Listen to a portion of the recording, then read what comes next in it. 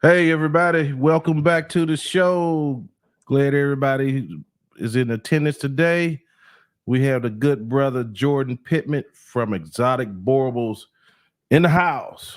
What's up, What's Jordan? up, boy? Buddies? What's that Yes, deal? sir. Yes, sir. We made it happen. We made it happen. We've been talking and we finally got it together. Thank you Yes, for sir. having me, brother. Yes, Seriously, sir. I'm a Yes, big sir. fan of your show and all of the information that y'all pass on. Man. Oh boy, they already coming in here. Cleveland in the house. Represent it, baby. You know we in here. I got to represent it a little bit because the biggest part of my family is from Cleveland, Ohio. So See, anybody with the last name Church from Cleveland, them my people. So yeah, represent it, shout man. out, shout Yeah, out. it's all the Hey same Kenny, no matter where you go, for real. Kenny Toronto in the house. That's my bro right there at Light Bullies TV. He does some amazing work also, man. I'm Right. loving to see the community type of feel that Yeah, us, everybody, the content creators, and we can have these type of conversations about those. I mean, because if you think about it, your average person ain't gonna be able to understand, or they ain't even gonna be able to appreciate. They might even speak the language, right, that dog man understand. right. That's true. Well, Jordan, tell everybody a little bit about yourself, bro. Well, I'm just a hardworking guy when you really boil it down to it. And I love dogs and I love what I do. I'm a family man and I have a dog and I wanted to fit into my life. I wanted to fit into my day-to-day ongoings.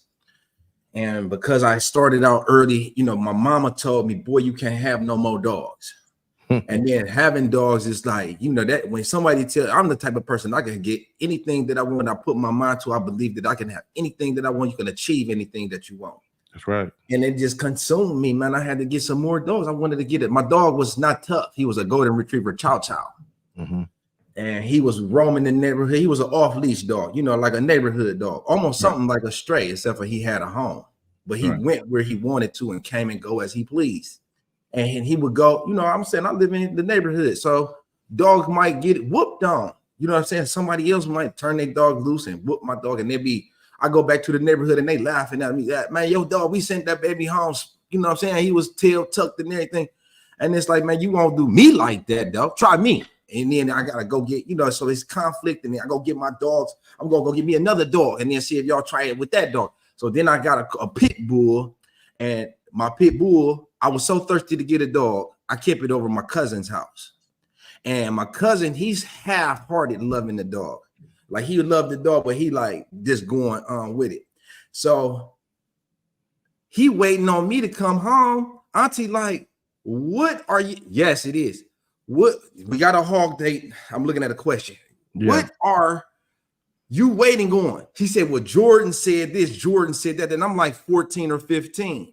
And then so next day we come home and the dog is gone. Mm-hmm. And Auntie like, I don't know. I ain't see nothing. I believe she gave the dog away as a grown-up. I mean, because we were looking all over the neighborhood. We going in people's backyards, knocking on doors, like an investigation, man. We looking for our dog. I believe Auntie gave the dog away. This is as a grown-up because the dog was tearing up stuff, chewing up the walls. He was a real pit bull. And that turned me off from the pit bulls. So I'm going to school every day, and I was just sitting. I'm in a special program for special like children, and I could just look at the computer all day long, right? Mm-hmm. And I'm looking at dogs. That's what I do. It was Yahoo. I'm looking at dogs, and I found this website, Molosser World. I don't know if nobody knows about it, but back in the day, it had all of the different breeds on there, all of the different Molosser types, and they had definitions for each one. And I stumbled across the board, but I really learned about all the different breeds. I actually started out initially as a Cane Corso guy. Wow, really? Okay. Mm-hmm. What made you switch? Well, the Cane Corso, it was just my big bro, my mentor. He was heavy in it. Then I had 2-3 like heavyweights. Tony Scandifio was here in Ohio. Yeah, that's my boy. Yeah. My dude, Valley Kinos Cane Corsos is here. And he was a big time, underground type of breeder. That's one of my first mentors. And then Courtney G, the celebrity Cane Corsos. R.I.P. to Courtney G. That was one of my first mentors. Yeah. They took me up under their wing. But it was like, man, I'm a man and I stand on my own. I'm not like a junior guy. You know what I mean? Mm-hmm. So I wanted to do my own thing, and I just stepped off into the Borbos. I saw some in the newspaper. I'm a classified era type of researcher, and I saw this Borbo in the classified section. I said, man, if they brought one in, I could bring one in. And so that's what I did. I started looking at the dog USAs. I was making phone calls, talking with people. People weren't very interested in entertaining my conversation. And it just made me say, well, you know what? I'm going to go over to South Africa. I was getting the feel that they was turned off by the way that I talk, the way that I do things or whatever. I don't know what it was, but they was jacking up the prices. They have one price listed. And then when I talk to them on the phone, they jacking it up, almost two to three times the normal price. And then they're trying to regulate. I got an issue with people telling me what I can and cannot do within reason. Yeah. So they want to put in stipulations. You can't breed the dog. You can't protection work with the dog. When I paid for the dog, paid in full, I feel like I should be able to do whatever I want to do with the dog. Well, right? As long as it's within reason, mm-hmm. and you can't stop me. Right. But I'm not going to agree to something on paper that I have no intentions on fulfilling. And I'm just not even. I'm not going to cross you out like that. Whatever you say that you're going to do, that's what we're going to do. Right. And I'm not going to agree to nothing I don't agree to. Right. Right. Because I don't like the feeling of renting a dog. You know what I mean? Yeah, man. That's just me though. I get why people do that shit. I mean, do it and stuff like that because they want to protect their dogs, but not me. I'm just not built like that. I'm like you. You know what I mean? And we talk about within reason, man. You really can't. Once the dog is gone, you don't sell the dog if you don't want to try to keep it in touch and tabs on it. Right. That's what I feel like. Don't sell the dog if you don't feel like this person is trusted or worthy to be in possession of your dog and your bloodlines and your legacy. Right. Then don't give it to him. Yeah, I really read into the. What'd you say, bro? You got a good point. I mean, I'll just if it was like that, I just wouldn't paper the dog. Here, you want a dog? Here, you got one paper it. I mean, I just don't. I don't do good with stipulations. I'm like you, bro. Yeah, people see. This is a big issue that I have with dogs in general, right? With dogs in general, with dog breeding, professional dog breeding, and then high end, fancy dog enthusiasts. You got a lot of different people trying to control, what you can and cannot do, instead of just trying to tell you the proper way to do it or educate you and guide you and say, well, this is acceptable in the community. This is the practice that we endorse. They don't want to give you those type of clues and cues. They'd rather just tell you no and push you off to the side. And I was like, well, I'm going to have a dog. I would like to have a certain type of dog, a certain level, a class of dog. I want something very specific, and I'm not just going for anything. So that's what I went. I went after something that I truly believed in. I did my research, and I researched the pedigree from the top to the bottom, to the left, to the right, east and west, and selected. I settled on a breeder and selected with them, and took off. I was very lucky to initially start off. My stud dog was only 106 pounds, which is extremely small. Oh, wow. Yeah. But man, listen, Joe, I took this dog and I ran this dog like he was a pedigree stallion. I took him and I did weight pull with him. I did everything that you could do because they said, well, your dog, what is he going to contribute? What does this dog add to the gene pool? They tried to discourage me from breeding. And I'm saying to myself, well, if this is what I need to learn to find out in order to be able to be a successful and accomplished breeder, then I'll just start doing my homework and my research. I'm not above learning. And you know what I'm saying? So I did my homework and I did my research and I found out, okay, well, let's try to produce some valuable, some quantifiable value, right? So I took my dog and I ran the dog. It's a shut Sunday D test. I ran him for 12 miles. And that's typically what they would do with a working shepherd, a police shepherd, when they're trying to get, the police shepherds, when they're quantifying them for breeding. That was what I had did some of those things to put the value there. Right. Let me ask you something before you go further. Let's back up. You was talking about the South Africa. Did you actually go over there and do something, or you found your breed over there? No, I found a breeder. My sister spent time studying abroad. My sister spent like 6 months in South Africa. And she was telling me, I was already familiar with the breed, but she is just super intrigued by the dogs. And she said, you got to see these dogs. They're beautiful. They got them everywhere. I've never seen one here in the United States. I was like, Jordan, she was like, Jordan, do your homework, do your research, look at these dogs. So I didn't go over there, but my sister spent 6 months living in South Africa, studying up under her, I guess, them programs in college where you go study overseas and stuff. And she did that. And that was but my dude, Courtney G, he did go over there. Courtney G, the comedian, and he did a show, and we had saw some, he was captivated by my Borbal. I had a female that I had imported from South Africa, pure Eysterberg, which is, highly prominent breeder and bloodline. And these dogs were just, this bitch was impressive, Joe.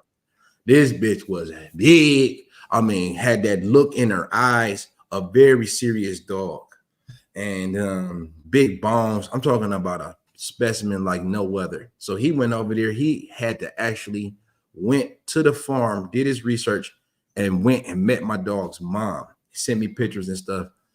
And he had some interesting points to make, where he had visited 2 different breeders in South Africa. And one breeder, Mighty Borbos, they no longer in existence. They had a very consistent type. All the dogs are red. All of the dogs looked exactly the same. She's no longer breeding dogs or nowhere near the dog at the level that she once was. I think a lot of those dogs, they were very closely and tightly bred. They were very tight bred already at that time. And that was like 15 years ago.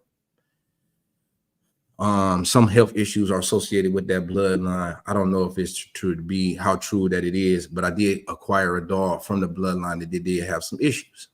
The heart couldn't keep up. So I ran the dog. He didn't work out. Long story short, the other breeder, the Eysterberg dog, where my original dog came from, he had a variety of Borbals. He had tall ones. He had short ones. He had different colors.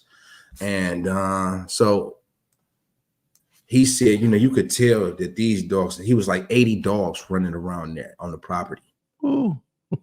80 dogs, right? No fight. And he commanded them and moving them around with a stick, stop, hey, this, that. And it was impressive. So that's kind of like my background, how I got my start with the Borbos. Yeah. So the country of origin is Africa?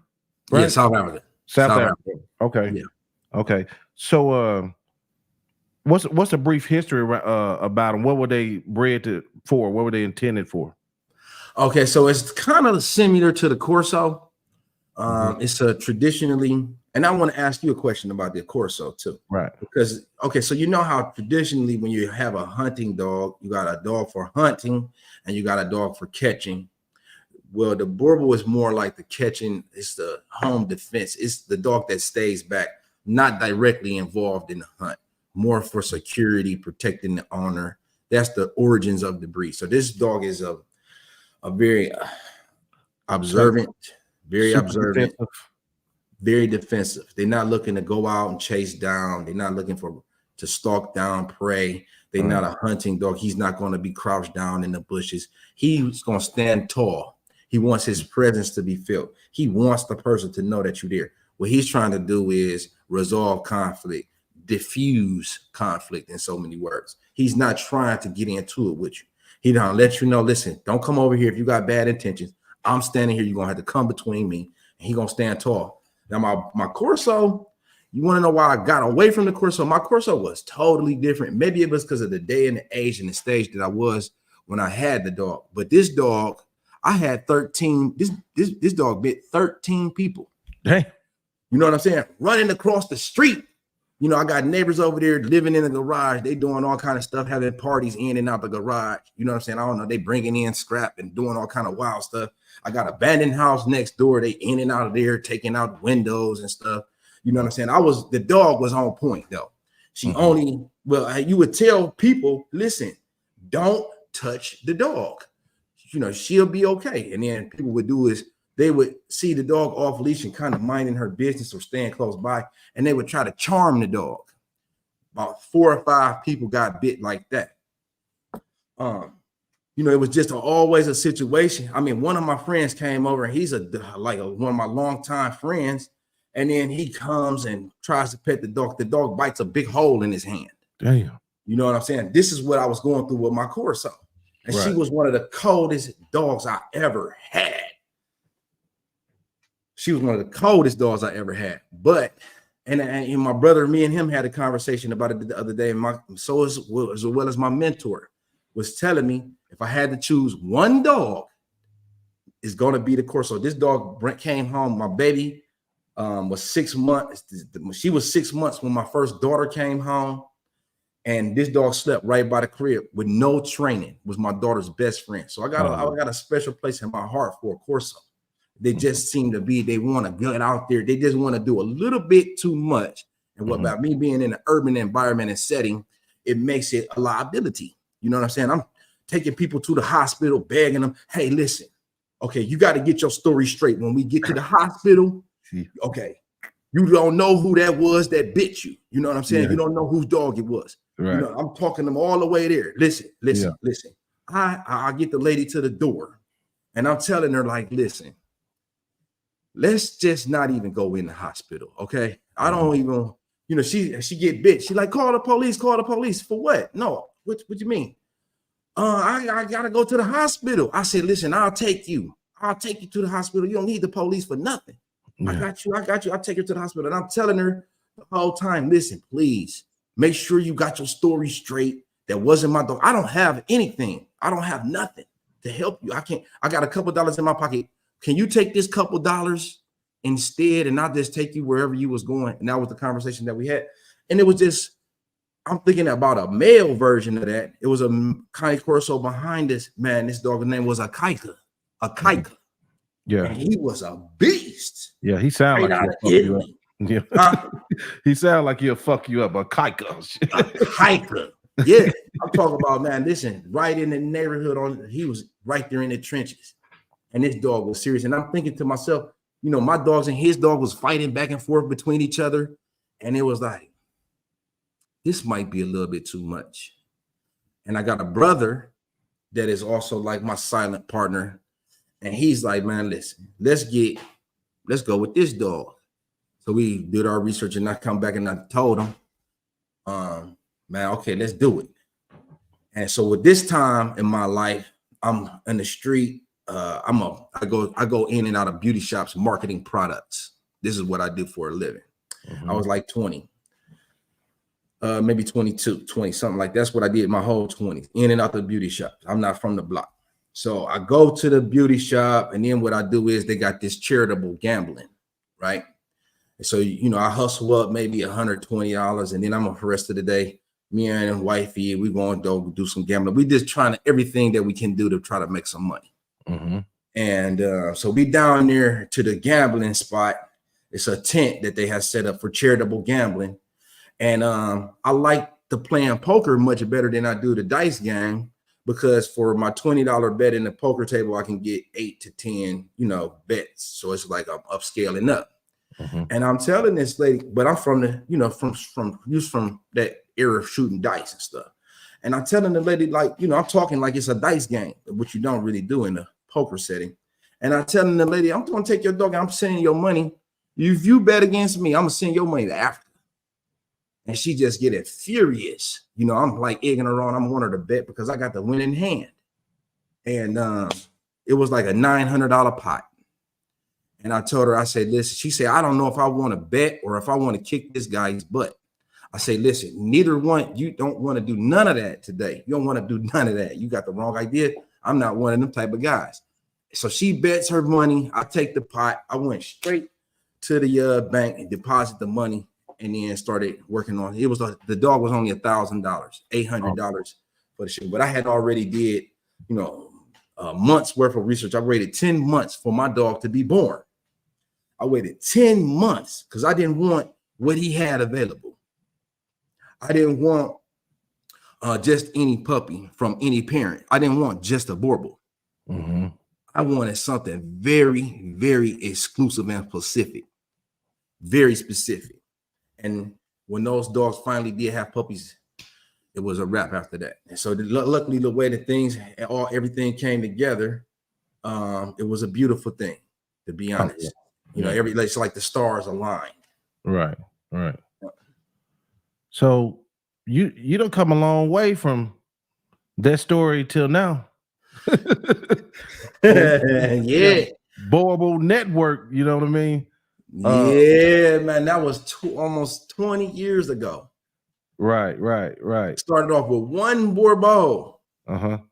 I didn't buy no whole team of dogs, and I started off with one dog. Mm-hmm. And I put everything into that dog. What did you start with, a male or female? I started with a male. Oh, you did? Okay, cool. Yeah. Young Pluto. He was only 106 pounds. Tell me some misconceptions about Boerboels that might be one of the biggest things is that this dog is supposed to be this 200-pound mastiff. Everybody is getting that totally confused. A Boerboel is not the 200-pound. That's an English mastiff. Right? Everybody they're trying to oversize the dog. They're trying to blow him up and get him as big as he possibly can be. And that's not what this dog is supposed to be. I mean, my estimation, to me, that's an English mastiff. When you start getting into breed standards, traits and characteristics, when you start getting into this overly sized, overly large dog, now we talking about an English mastiff. Let me ask you this. So in every dog, you have different types of dogs. I bet y'all probably got that going too, right? Yeah, I was going to ask you about that with the Corso. Right. So what kind of types do you guys have? It depends on who you ask. But I'm going to tell you my answer to the question is there's so many different varieties within the breed. You got a show style Boerboel, and then you also got a working style Boerboel. So if you just limit it to the function and what the dog is able to do, you could say there's only two types. But if you start talking about genotype or phenotypes, they say there's four types. So you got a terrier influenced dog. You got a dog that's got the massive inside influences, with size is substantially larger, bigger bone, bigger chest. You got some that's more muscular, right? And then the interesting variety to me is that hound variety. Because this is the dog that lends to the athleticism. This is the dog that has the drive. So every now and then you'll come across a Boerboel that would chase the ball or chase the prey or is interested in what's going on beyond the home territory. And I think that this is often overlooked because this hound dog carries a very valuable genetic package when you start talking about maintaining athleticism and ability to produce a function, right? So that's what I feel like. And then also the terrier. I mean, you know, one of the breeds that they fail to include a lot of times is the fact that this dog has the native Africanus dog, which is you say what now? Africanus. I was just listening to you. Yeah, that's like a stray. It's like a stray. It's like a village dog. Oh, okay, yeah. Yeah, it's kind of like the Carolina dog or a dingo. Right. So, yeah, Corso same way. We got show working.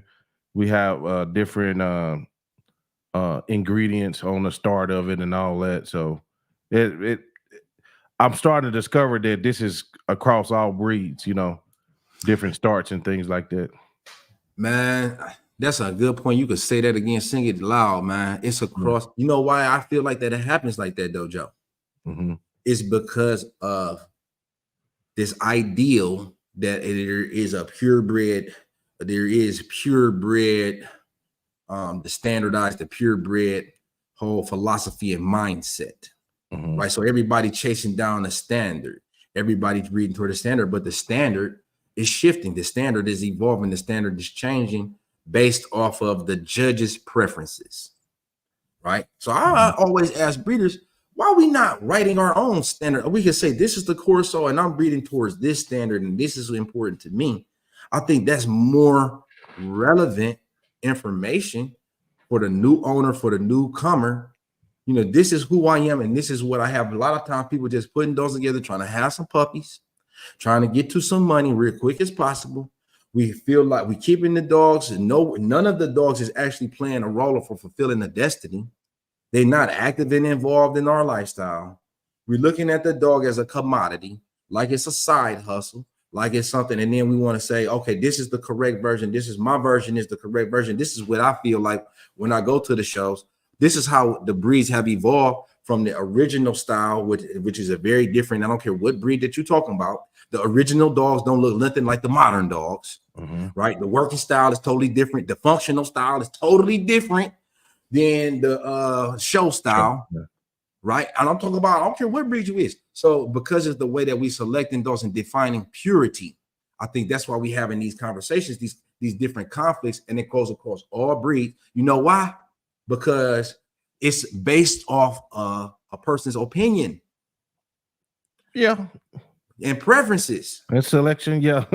Yeah. You see what I'm saying? Yeah, so if it has some value, if it was really something that we can contest, and let's say we can measure, okay, your dog ran 10 miles. Yes, that's what a Corsos will be able to do, or whatever. Your dog jumped over 10 fences, whatever. You know, some type of a context, some type of a contest that has the way to define the breed based off of its ability, right? Can your dog pull weight? It's supposed to be strong. It's supposed to be powerful. How you got a strong dog? He can't move no weight. You basically saying form follows function. Form follows function. I believe in that wholeheartedly. I would take a dog that can run and cover distance over one that's big and powerful looking in appearance. I want a dog that really can produce. Because at the end of the day, this ain't a look. I'm in an environment that calls for a guard dog. I can't have a dog that's a guard dog that's not able to guard, not willing and active in his role. I want a dog that's in pursuit of his job. Right. He's eager to please. Yeah. Yeah. What is that Borbal temperament like? What is he like? How is he with his owners and stuff and things? Well, like I said, you got different levels of Borbal, right? You got some, that's smaller, some that's very active and alert, that's extremely more agile, those that's leaning towards the terrier style influence. Some that's leading, there's some that's leading more towards the hunting dog. So those dogs are going to have a little bit more drive. They're going to have a lot more energy. They're going to be more into it, the environment, what's going on the day-to-day. How can they might be looking for some to shake something and bite. That is a exception to the rule. In general, Borbals are laid back, mild, and relaxed. They want to be right here by your side. They're willing and ready to engage and step up if the situation calls for. They got a very strong bond, they form a very strong bond. I believe a lot of that has to do with their because they are anybody that have a Borbal would tell you they're very special. But I believe that it has to do with the village dog, because think about it, the village dog, he's something like a con artist. He's something like, okay, what can I do to hustle me up a full meal? He can't hunt. He ain't really able to hunt, but he got to be able to adapt. He got to be able to work and earn his keep and earn his place where he's not being ran off the village.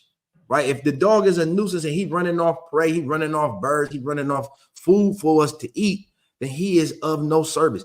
This dog have to be observative. He have to be in tune with the owner's feelings and emotions, right? Very learnable. This dog is based off of the survival, right? In order for it to survive, these are things that it is imperative.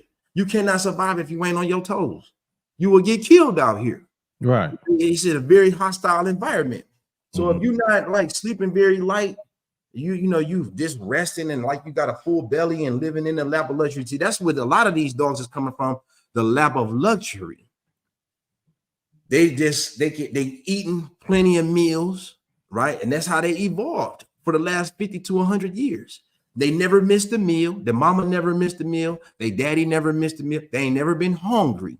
They never had to hunt for food.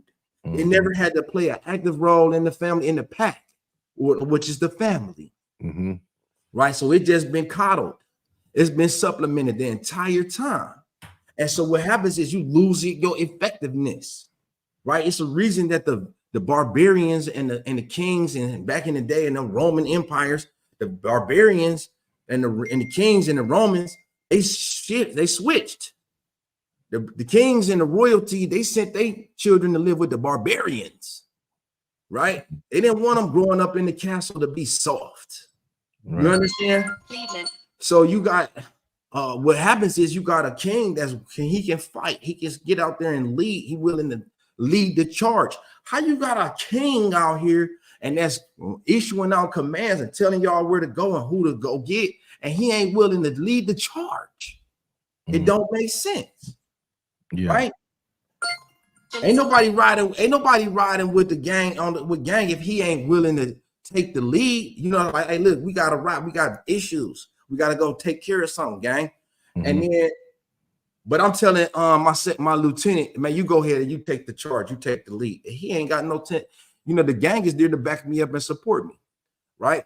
It's not if I'm the king and I'm the leader, I'm taking charge.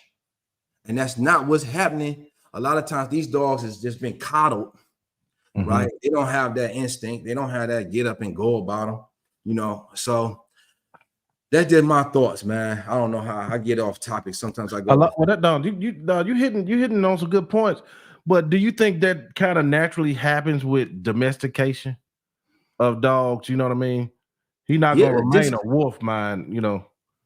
You think? Yeah, and it's not even just dogs; it's also people. You know, we just getting too comfortable. Yeah. You know what I'm saying? We're not challenging ourselves. We're not pushing ourselves. We just settle for being told what to do. And, you know, we just not. Yeah. That's your dog barking? Mine barking too. Oh, that's my children. Oh man, I thought you about to get ready and grab the strap. I said, "Don't do this," and we on live. I mean, I'm hearing some conflict going on. You know what I'm saying? Yeah. Handle up. Somebody what? How's everybody doing tonight? I've been working. I've been busy this week. I didn't know so many of y'all listen to this content at work, and people telling me, man, you got to come on with more. You got to give us more. So you'll be getting more. You'll be getting more and more and more. I'll be doing more lives because it's just quicker. I don't got to go edit it and all that stuff. I know y'all waiting on the return of Kenny. I know y'all waiting on that. Will Wisner, I see you. Chronicles of a Mastiff. I checked out your video, bro. Nice video.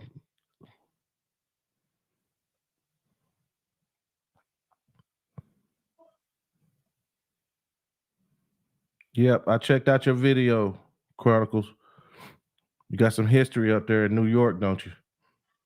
Vicente, what's up, brother? Colossal Mastiff, salute. Richard White, salute.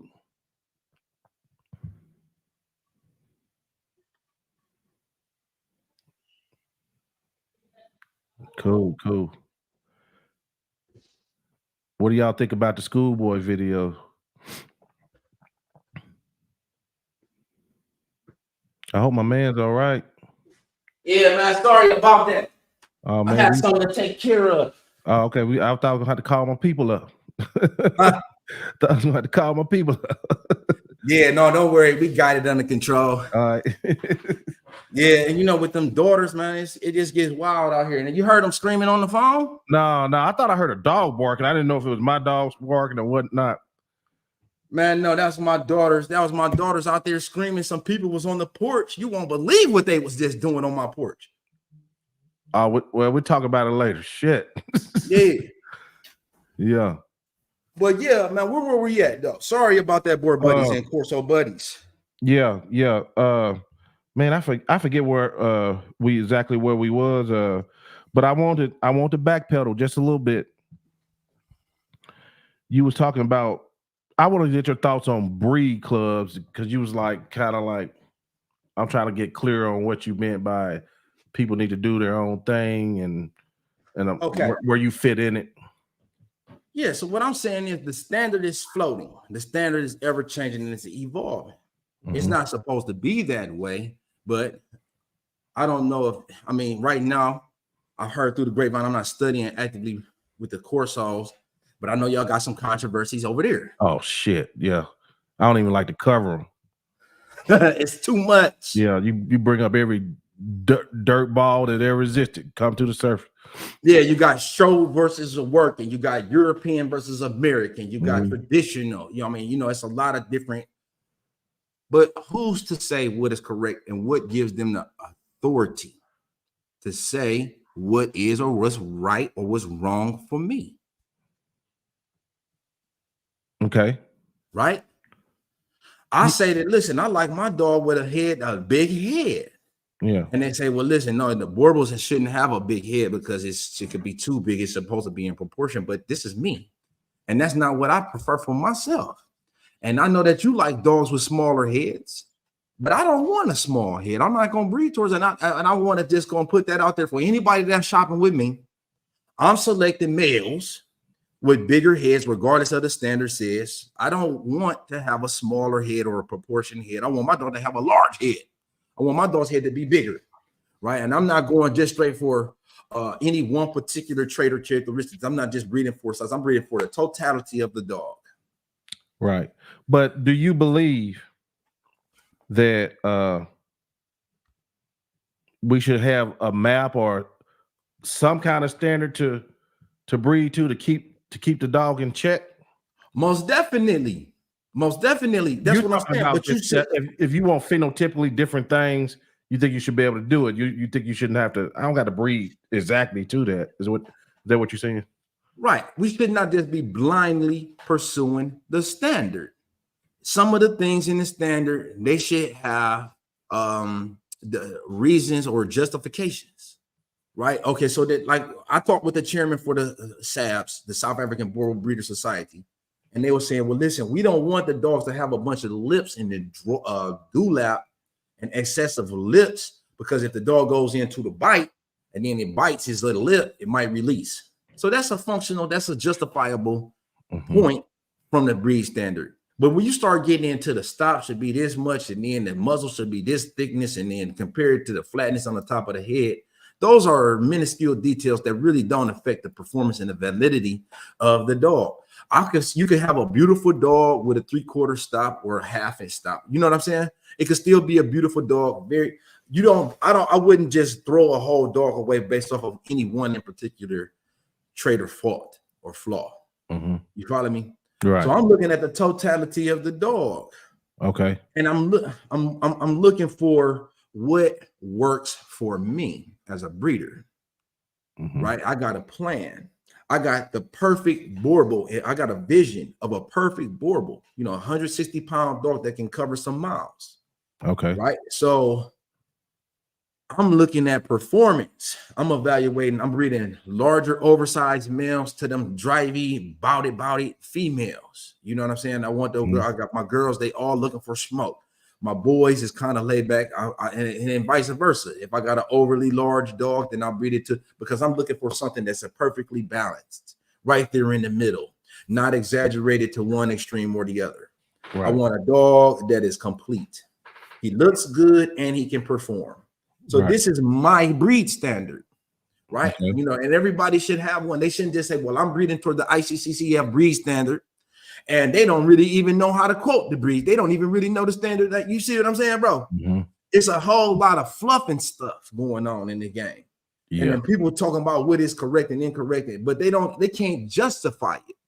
Right. We talked about the terrier being able to get into that hole is 14 inches. So they don't want the terrier chest to be no bigger than the 14 inches. You're talking about a dog that's going to the ground, going into the hole. That's what terrier means. So when we start talking about the 14-inch chest, it's a reason for that definition and defining term in the standard. We just doing stuff for visual so it can look cool. We just trying to look cool. Everybody's trying to do something that want to look a certain way.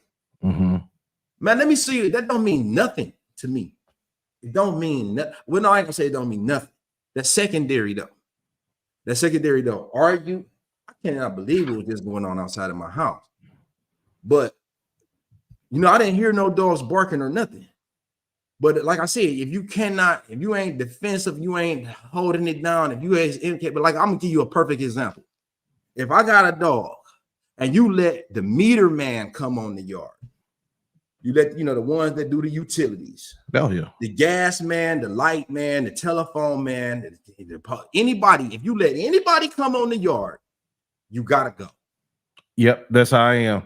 If you're not gonna at least alert me that someone is out there, we're gonna end this relationship right now. That's how they all got to do that. That's the least. You know what I'm saying? Even before we got in dogs, when you come, you live in Cleveland, so you know what I mean. When every black family had a dog for what? For alert. You know what I'm saying? And right, then dog, you got to, you cannot just leave it to chance that you're going to hear everything moving. You need that extra set of ears, especially when you're in a dangerous environment. Right. So even but I don't stay in the neighborhood so bad you couldn't have a dog. What? Yeah, kill him. Oh, because he makes too much noise. Yeah, I done had dogs shot before. I done had dogs shot before. Oh yeah, my mom dog got shot. You know what I'm saying? Yeah. Yeah, so, I done had dogs poisoned before. Me too. Yeah. And damn. Yeah. We gotta live in better neighborhoods, bro. What I do now, shit. Well, I'm trying to improve my neighborhood. That's my goal. Yeah, I want a real man. And I want the neighborhood to become a better place. But it's 9 times out of 10 it'd be 1 or 2 jealous people. Most of the time, in large majority, get along with me. I get along with people good. But then, like when it's conflict, I don't really. I got this ongoing feud with my neighbors next door. It's been going on for like 8 years. Man, that sucks. Yeah, man, it's tough. It's tough. But I know the laws. I know the ordinances. So when the police come, I'm able to break it down. They might try to question me and say that I'm running a business. This is a hobby. I just know the ordinances. I know the laws. I know the legal language. Yeah. So it's like I'm not breaking no laws, and I keep myself within those bounds. How many dogs you got? I just do 6, 3. Yeah. I got 2 houses, 3 per property. Oh, okay. Yeah. I run 7 to 10. Yeah, that's plenty. Yeah, that's enough. You got. What's your max? 10. You don't want no more than 10? They had to go somewhere else. I just don't have. I got 2 yards. I got a yard on the side of my house, a big yard in the back of my house, and I own a cul-de-sac basically. But I can't put the dogs. I live under a POA. Let me shut up. I won't care. Right. Hey Joe, I heard you had a lot of, but we don't got no. We don't have no stipulation on how many pets we got, and then you just got to do the right things to not. My neighbor's not right up on me, but keep the noise down at night, 8 o'clock. Make sure ain't no dog just all that old stuff. Yeah, I ain't having that. I don't want that for myself. Right. Yeah, and I want to be respectful to my neighbors anyway. Yeah, you must be respectful for your neighbors. Neighbors, I really ain't never had too many big problems with neighbors because I kind of keep to myself. Talk when somebody talks to me. I'm just a city boy. You know what I'm saying? See, my thing is, I think I'll be too kind, right? And it opens the door.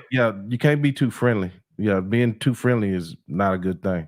I mean, that sounds crazy, but it sounds crazy, but that's the real because people take kindness for weakness. They want to they think that they can take advantage of you. Right. And I'm not, accepting, like you could. I'm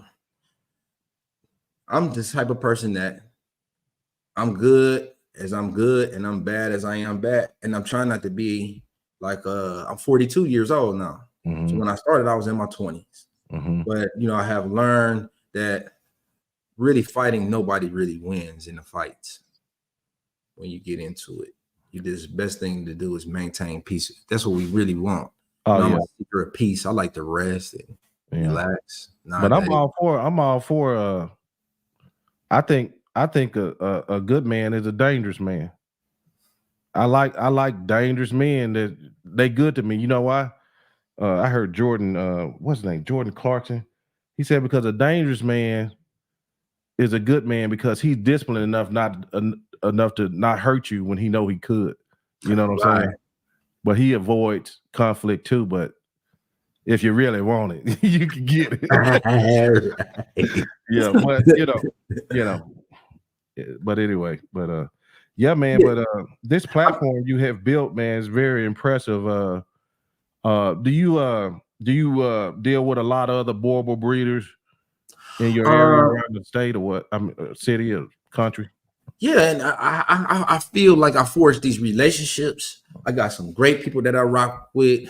Our Connecticut Boerboels, Virginia Boerboels is exotic. We got exotic Virginia, exotic Connecticut. We got the Butchers Boerboels, glorified Boerboels. I got a lot of different people that I'm rocking with. Witcher Boerboels. You know, these is all my family and affiliates, and you know, so we're trying to do a more of a collective and a community thing. If you look at the success that the guys have had in the bully community, you know how they all that they have that banter, they go back and forth. But you know what it does is it's like a publicity thing, and you know they going back and forth. My dog better than you. I hear them talking all the time in the Cleveland bully chat. My dog is bigger than yours. My dog has got a better head. This is how it's supposed to be. But what it does is it brings people out. And I would like to do more of that with the Boerboels and the Corsos too. You know, stack up with. Let's see what these Corsos can do. Let's put the muzzles on them. Let's put the harnesses on them, and let's let them, you know, pull some weight. Or let's see who can run the farthest. Let's see what they can do, and let's have a community-based event because I mean, this don't make no sense the way that the bully guys done took off. And not, you know, much respect for the bully guys, mad respect for the bully community, but they just done went out the stratosphere with their bullies, man. Selling them for hundreds of thousands of dollars. And not that I'm jealous or nothing, but if I know that they can do that with the bullies, then the Corso and the Boerboel, the presses and everything, we just got to figure out how can we do the marketing and the publicity. So I feel like it's important to be able to work with other breeders, especially when you're talking about a dog from a very small gene pool. Mm-hmm. You know, the Boerboel only started with 73 dogs. Well, you know, the smaller dogs seem always lately been the fad dogs. You know what I mean? Yeah. You know, back in the day, the guard dogs was, I mean, they still are prevalent, like Doberman, Rottweiler. But now it's the Frenchies, bullies. People can live in apartments with them, and you know, you can't always take a big dog with you places. You know, right? And I understand that. Yeah, but even they have their own weaknesses. Health being issues with those type dogs a lot of times.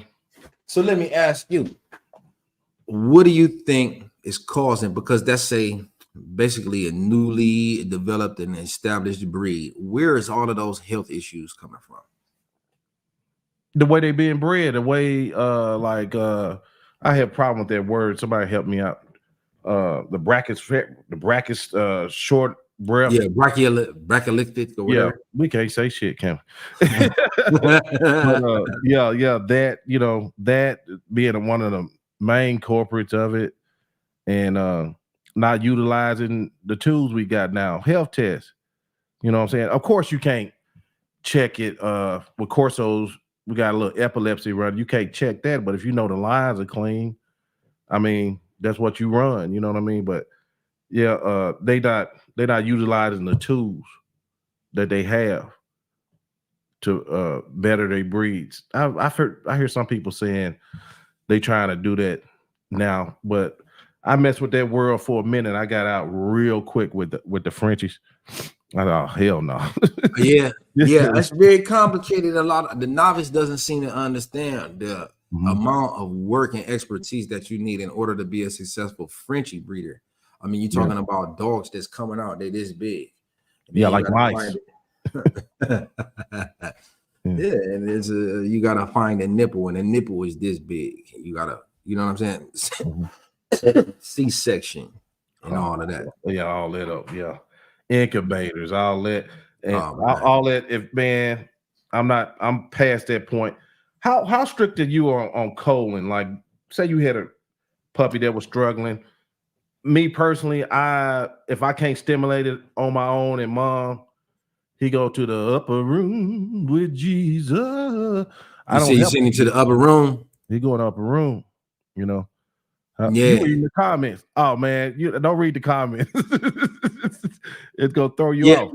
I saw something in there. It was throwing me off just a little bit, but hey, listen. Hey, I could do two things at one time. I love to have the conversation. I see the dude had something to say. I put the link up and I let people join in. I be looking for the smoke because everything that I say, I don't do. You really want to do this? Yeah, we can do this. You want to get? Let me hit. I know somebody who want to come on. Let me see if I can get. He might still be. This dude right here, Chronicles of the Mastiff, was saying something. He's a good brother. He's very strong-minded, and he has something to say. And I'm waiting on him. He did his first video. He's a good brother, but I got to hear more from him. Yeah, I'll talk with him. You want to handle something he said? You can see the chat too, huh? Well, yeah, I can see the chat. I'm looking at the chat. Okay. And it was just, he was just saying that this his breeding. I don't know whether he was in agreement or not, but I mean, I'm willing to have a good conversation as long as we can maintain respect. Yeah, just keep it.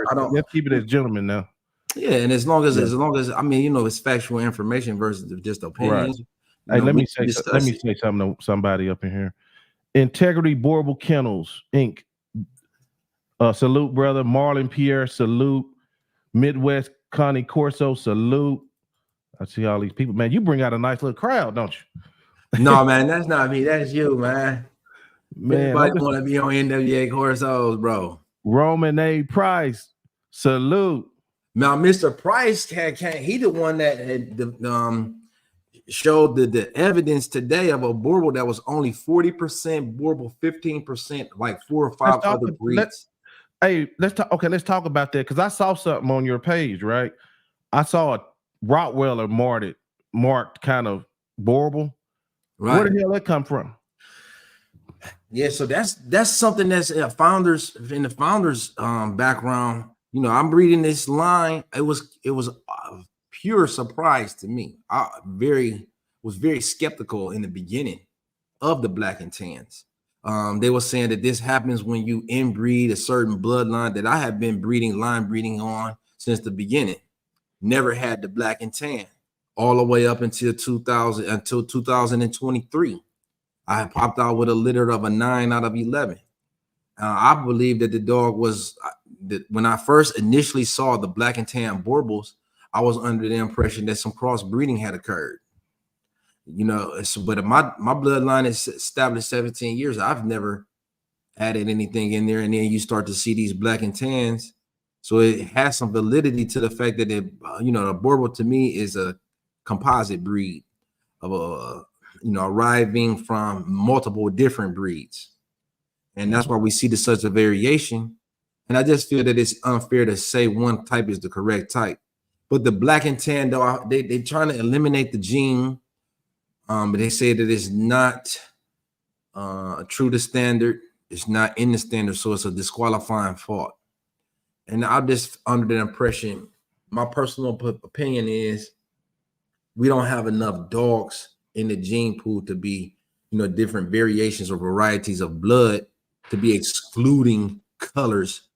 I mean, the dog, if it wasn't just, he wasn't a nice dog, I wouldn't include him. But I believe that he's an improvement on his father, which is Balto, my big male with a lot of wrinkles and stuff and exaggerated features.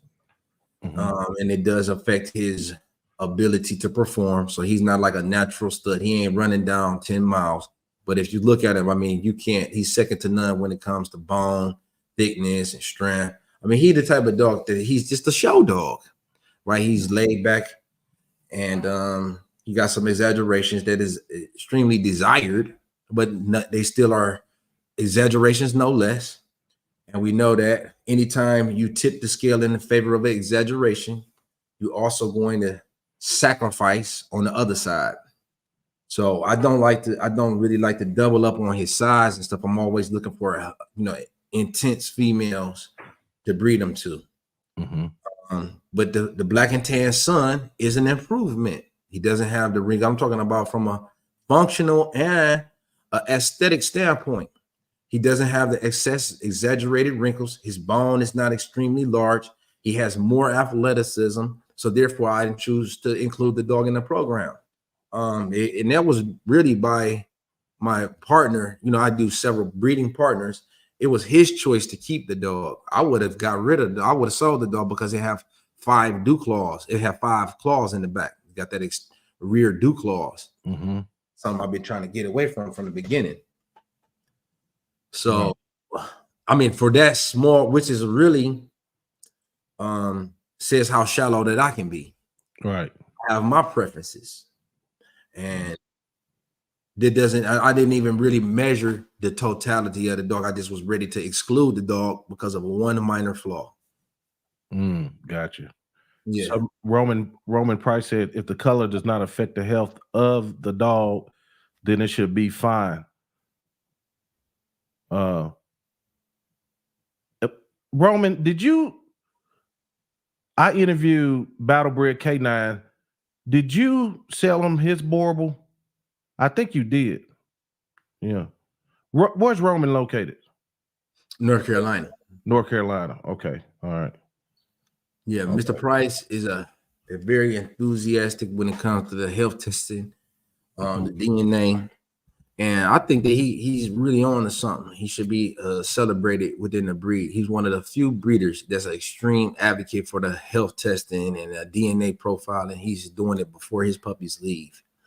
It was a controversial today because some people were saying that, you know, they're testing out 100% Borbo and so on and so forth. But, you know, that's not everything about the dog. And it was like, you can't, this is what I talk about, this ever shifting target. So we tend to vilify people that are not doing the health testing, that are not showing and proving. Then you got Mr. Price that's showing and proving. For whatever reason, they're saying that it doesn't have the integrity. It doesn't have the validity. So you can't have it both ways. Either you test and then that's the right thing to do, or either not, and then you're, you know, does it really matter? It's just crazy. But that's why I say every breeder should be able to justify their own program. You should be able to talk about your objectives. What are your goals? Why are you putting this dog with that dog versus that dog and this dog? You should be able to explain that. This is my goal here. My breeding program, this is my ideal dog. Okay, and this is how it differentiates from those others that you tend to see. We should be able to explain that. We should be able to, you know, talk about our dog's strengths and weaknesses and how they apply to our lives. Right? We should be. You're right. We should be able to have conversations about this shit, and it shouldn't be an issue. You know what I'm saying? For some common ground. You know what I mean? You know what I mean? I'm definitely with that. Let's talk about did you want to expound on that DNA anymore, or are you ready? Yeah, I mean, we could talk about it. What was you gonna say? Well, I was gonna ask you what all did you see in that DNA? You said you had Borble, Corso. Yeah, it was Borble, Corso, Boxer. Borble, Corso, Boxer. It was Borble, Corso, Boxer, and English Mastiff. Okay. Yeah. That was the 3 that I can remember off the top of my head. If you give me 1 second, I'll tell you for sure. All right. But it was interesting, and I don't think that there's nothing wrong with that. I wish I could have had a chance to really visualize and see the total dog, right? But I didn't get a chance to see the dog, and I would like to compare. How does it compare to, you know, traditional Border or one that's testing out at 100%? I've even brought in dogs from South Africa, and they have come back with still showing signs of them tests. I don't know, bro. I don't know. I mean, because I don't know. I don't know about them damn tests. Well, I would say that they're good for determining. So this is what the test, I feel the value of the test is. Let's say you got a dog with a genetic marker for epilepsy. You're able to identify that. You're able to make sure that the male and the female are not doubling up on the epilepsy trait or epilepsy gene. And because they do have those markers for those traits. Long story short, but in terms of identifying breed purity. If you think about it, the Corso been in existence since, let's say they came here in 88, 2000, something like that. So if they say they brought that Corso over here and they decide to DNA test to see if it's a purebred Corso, what are they going to compare the DNA against? Yeah, you talking about like a marker. Yeah. And I'm talking about even with us. I mean, if you DNA me, I might go back to the Mandingo tribe, but I'm an American. I'm not an African. I mean, African is my origin, but we are different people. You know, right? I'm from Georgia. My people's right. My bloodline is from Georgia. That's as far back as I go. Right. We from Georgia. Yeah. I mean, we've been here a while now. They don't tell how many of us were here before. You know, when you really kind of look at the history, what did we come on slave ships? Did everybody come on a slave ship? People have crossed Bering Straits. You know, when you get into that, bro, I don't know how I feel about how somebody gonna come back. My kids half black, Danish, and Japanese. Shit, they ain't. Yeah. They ain't them. And who's to say what's what and who's who and what's right and what's wrong? I feel like it's a beautiful thing. Right. You know, when you able, if you look at the way that Americans tend to excel in the Olympics. Yeah. Right? We tend to bring home more medals than anybody. But remember, America is a melting pot. So we got blends of strengths and weaknesses. Whereas somebody in Botswana, their genetic base maybe allow them to perform and excel in running long term. You know what I'm saying? Yeah. Their genetic base maybe make them taller, maybe make them have more long. This is a tribe that they die for they thing, and they have an extended wind capacity under seas. Right? So that's where it makes a difference. But when you start getting into that's genetics, if you're because you live in a tropical region or fish sea life, and your tribe has developed additional wind capacity, that's genes. That's somebody has said something, that's culture, not genetics. No, that's genetics. If you're and you hip to this dude, Chronicle Master. Yeah, he trolling over there in the thing. Come on and listen. Join the link and let's get into the conversation for real, bro. If you really want to do this. But what I was saying though, you know, it just as the people evolve traits, certain things that make them able to survive in a natural environment, they're going to lend themselves to higher rates of reproduction. Anything that causes a person to die off younger, like let's say the ones that cannot dive deep and go out there and pursue the fish, they don't eat as well. They might not be as big. They might not be as strong. They might not earn the right to breed and mate amongst all of the females. Right? And that's genetics, right or wrong. Chronicles Matt said, I'm not trolling, I'm commenting intelligently on what you guys said. I'm talking about genetics. I ain't talking about culture. Culture is how people do things. You know what I mean? Yeah. I'm talking about where people from the beginnings, and you know, even Roman made a good price. Roman, sorry, not a good price, a good point. Currently, Embark is the leading canine geneticist. The genetic DNA testing provides what may be hiding within your dogs. By testing, can help the breed know which pups to hold back for the future. Yeah, for the health testing, and even too on Embark, they show the countries of origin. Yeah, right. You know what I'm saying? Yeah, I like what they do at Embark. They testing for all of these different different things. You know, they got markers that then identify certain traits and characteristics, and that's valuable information, right, for a breeder, because you do not want to. You want to at least know if your dog is a carrier. It may not be affected, but it could possibly potentially be a carrier. Right, and that goes back to, you know, they're helping us with breeding. You know what I mean? Knowing how close we can breed, knowing if we're gonna run into something, trying to breed these dogs. Yeah. Yeah. And then, what are you talking about? I think we got some confusion here. American is a culture. Genetics is your DNA. Yeah, that's somebody else say, "Come on, get on live and let's talk about it." Like, Yeah, but wait a minute, man. I don't know, bro, because it's kind of like it's getting corny. Yeah, we got that. We got that understood, though. Yeah.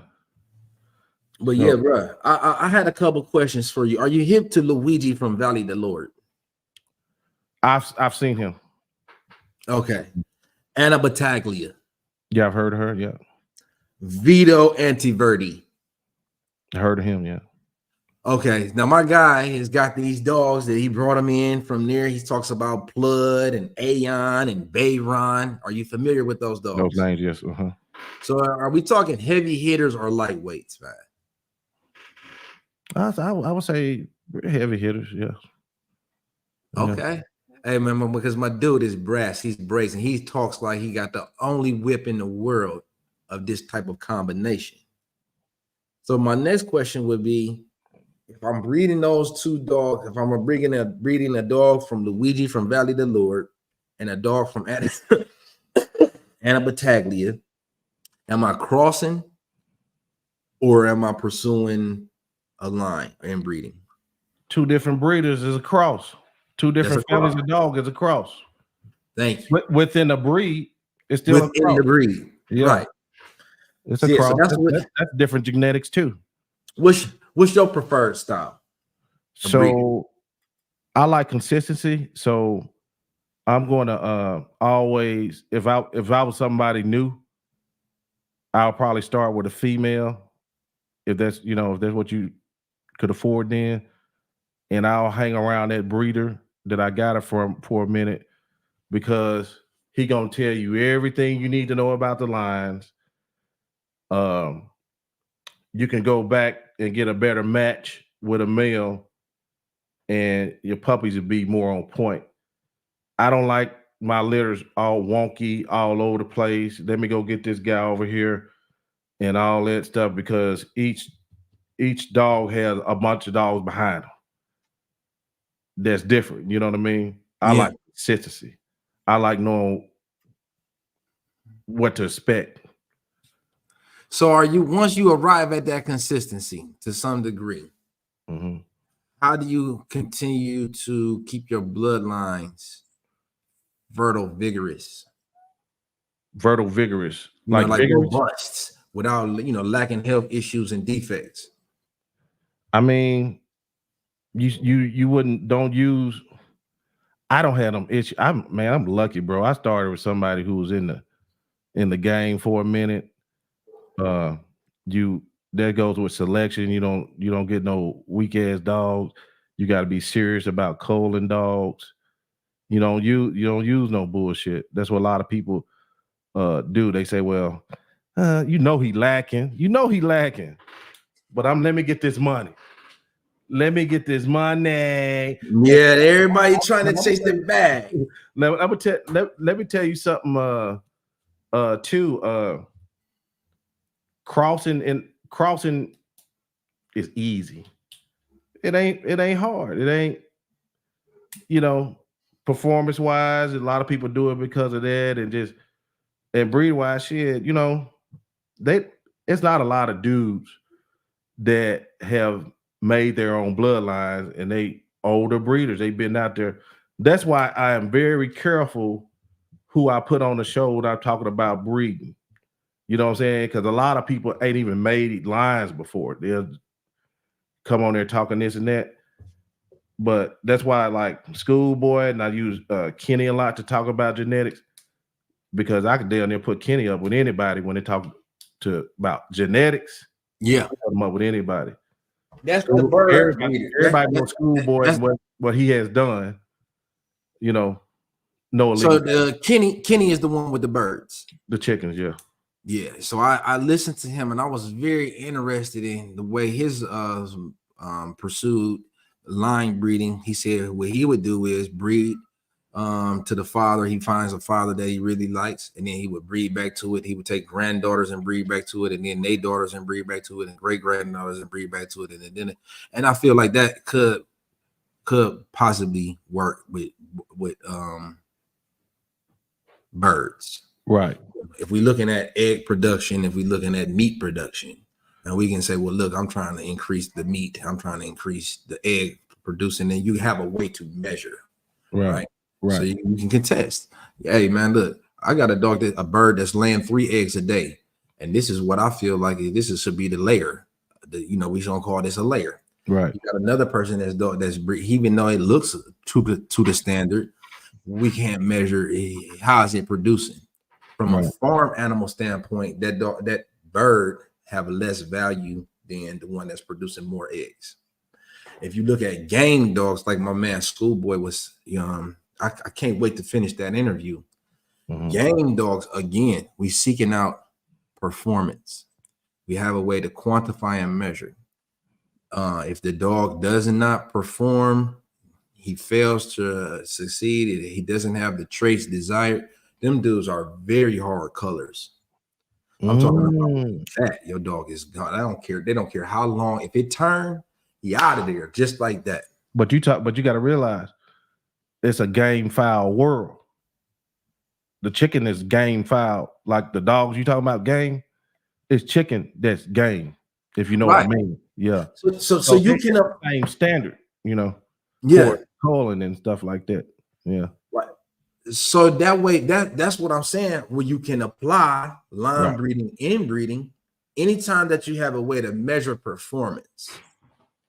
When you start trying to get into anecdotal points, the confirmation and the distance of the stop and so on and so forth, the length of the muzzle to the neck to the back of the head, that is not exactly measurable. I mean, I don't know. What do you think? That's why I feel like they get able to successfully line breed, inbreed heavy with the game dogs.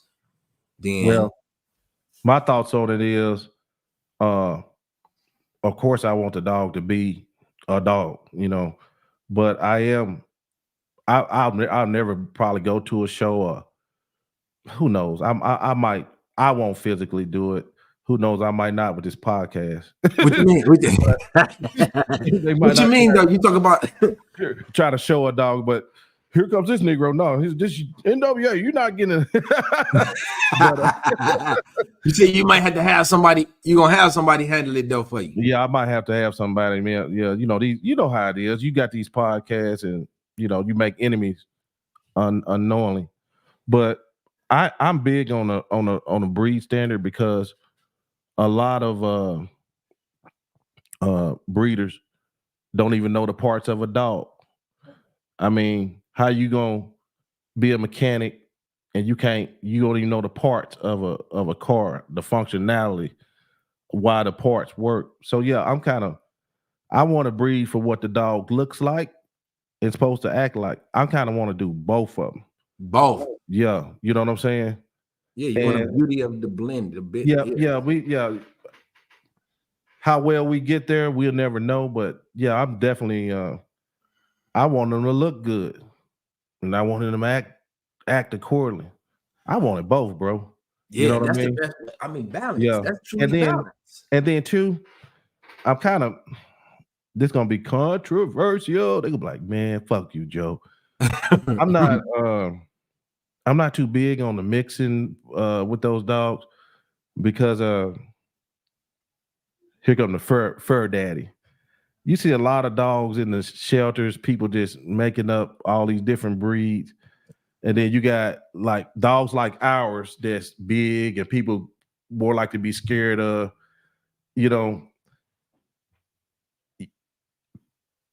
people messing these dogs up so much. That's why so many people get sensitive about, man, we don't want y'all coming in the breed. We don't want, what are your intentions with this breed? They trying to hold on and keep this dog with all the problems people having within their breeds.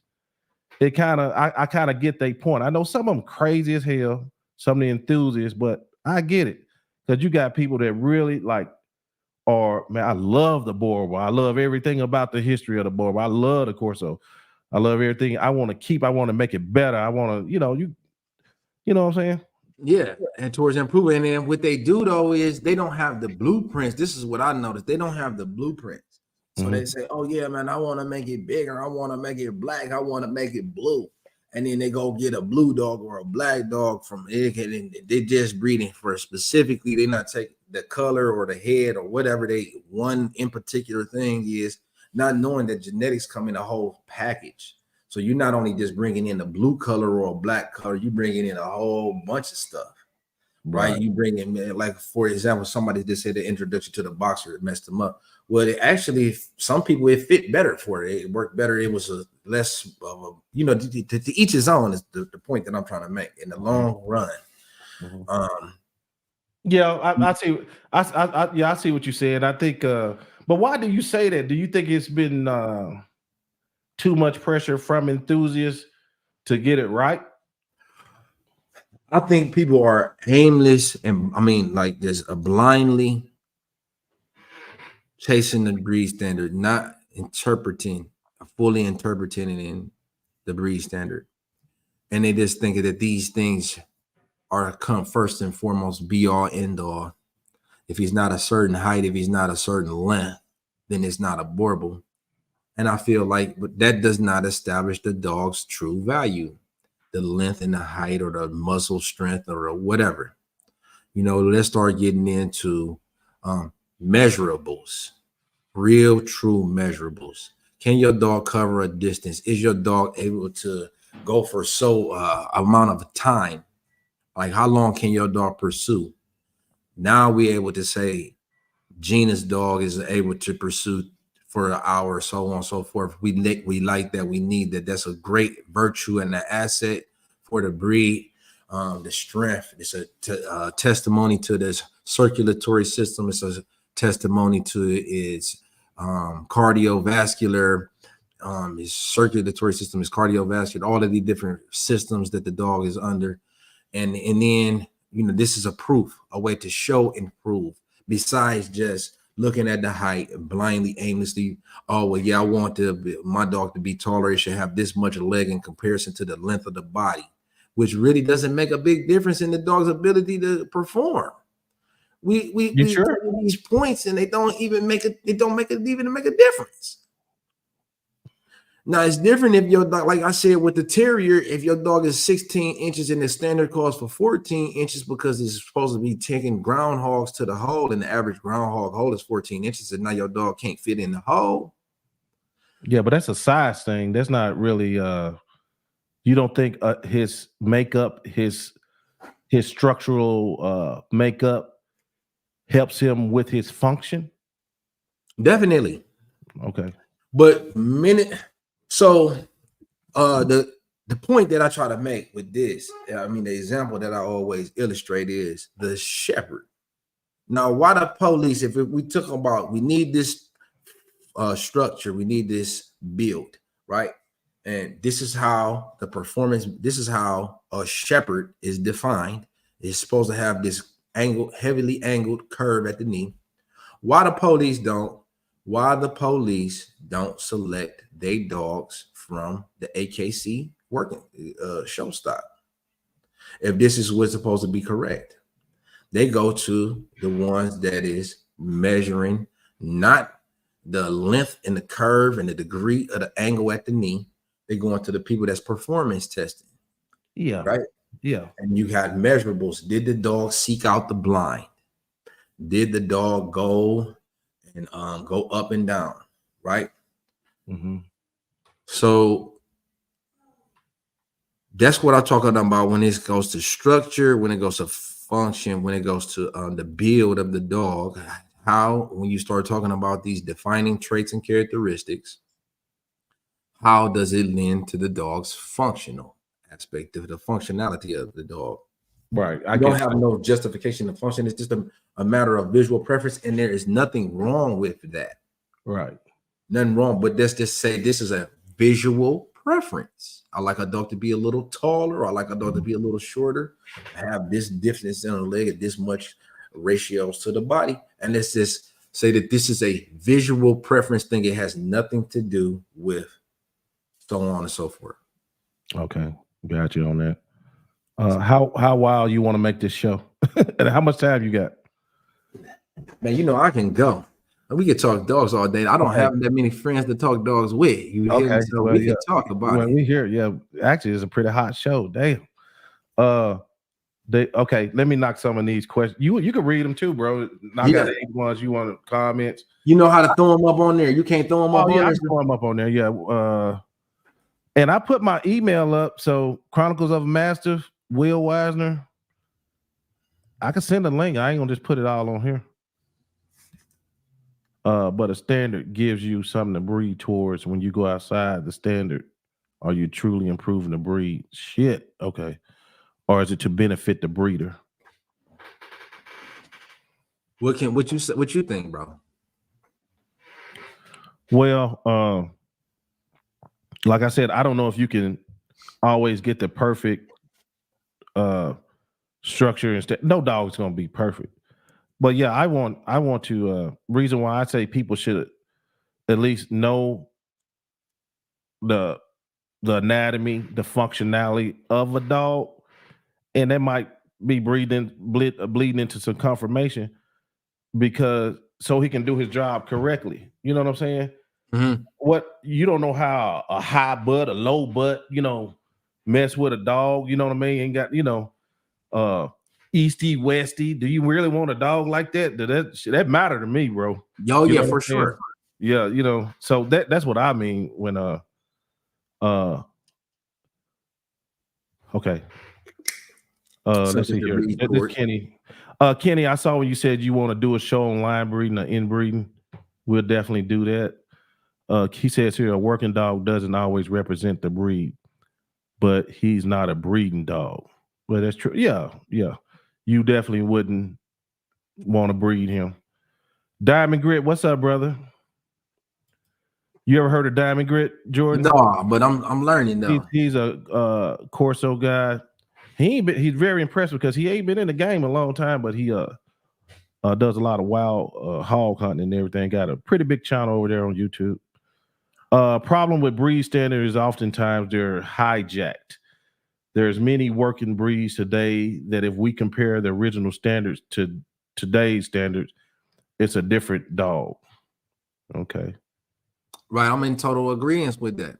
So right. Just like, I feel like a lot of I hate to sound like I'm picking on the bully guys, but a lot of because those breeds is often intertwined, and just exchange. People say pit bull. It might be a bully did an attack, and they gonna say it was a pit bull. I feel like a lot of what happened with the bullies is because they was breeding the curs. They took some of the nicer dogs, the bigger dogs that didn't necessarily wasn't as game, and so they had to create a new standard. You got dogs that's biting people now. You got dogs that is wet, can't even walk. We're talking about a gladiator. A gladiator. How do you go from a gladiator to a dog that can't even walk? I seen them at the shows. They carrying them around in wagons, and they got little fans on them to keep them from overheating. Yeah, they dying and falling out at the shows and stuff. That's something I'm not into, bro. I don't promote pain. I don't want to exaggerate it and create, pain. You know what I mean? Yeah. So you talking about standards that's been hijacked? That's one of them. That to me, that's one. But I feel like that's why everybody should be trying to. Okay, yeah, we're breeding towards the ICCF standard with this variation. So now we get an identity for the breeder. We can say, okay, if I need to go get some running dogs, I know Jordan dogs is running and they moving, and I need to probably up my thing. But a lot of times we just breeding dogs. This dog is off a Rambo. This dog is off a Ramcat. We want to be trying in effort to produce another dog like the one that we like. We're going to breed his son to his daughter, or his son, half brother, sister, or cousins, and so on and so forth. We're going to try to,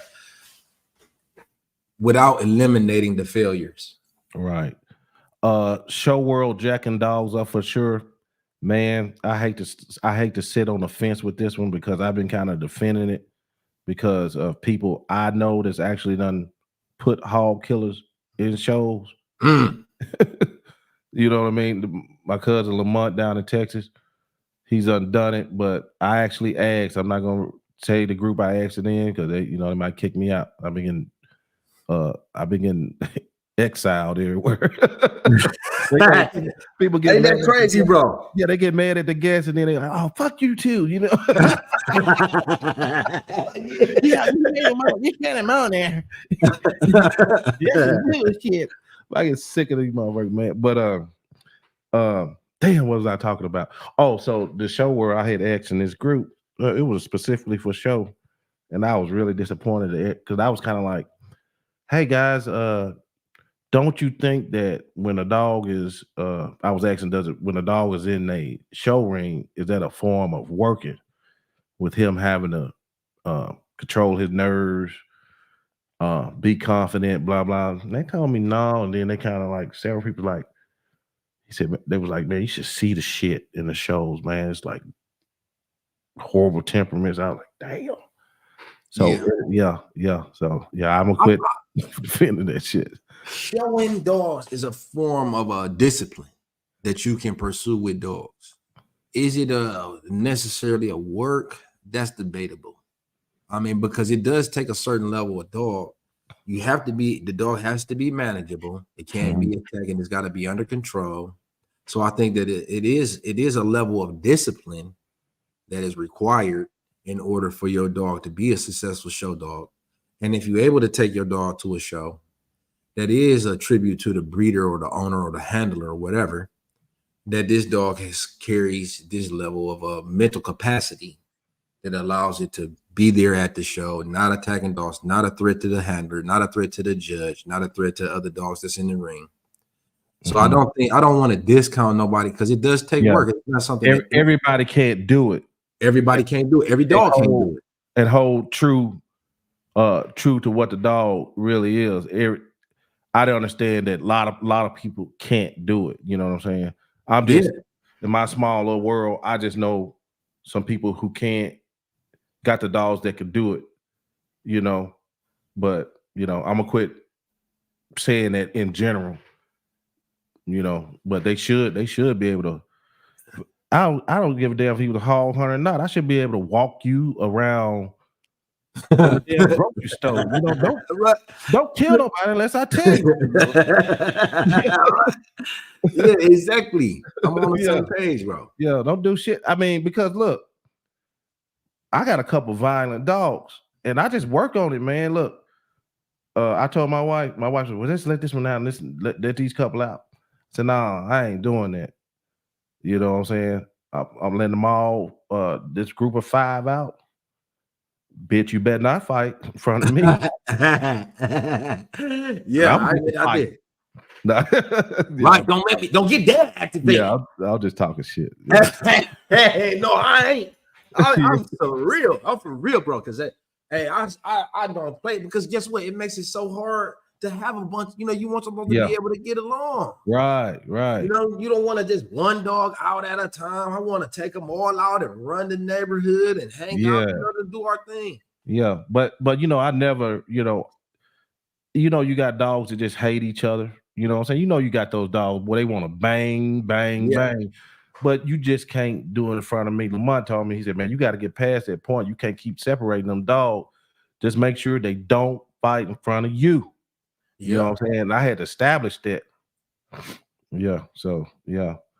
Okay, let me get another question for you, bro.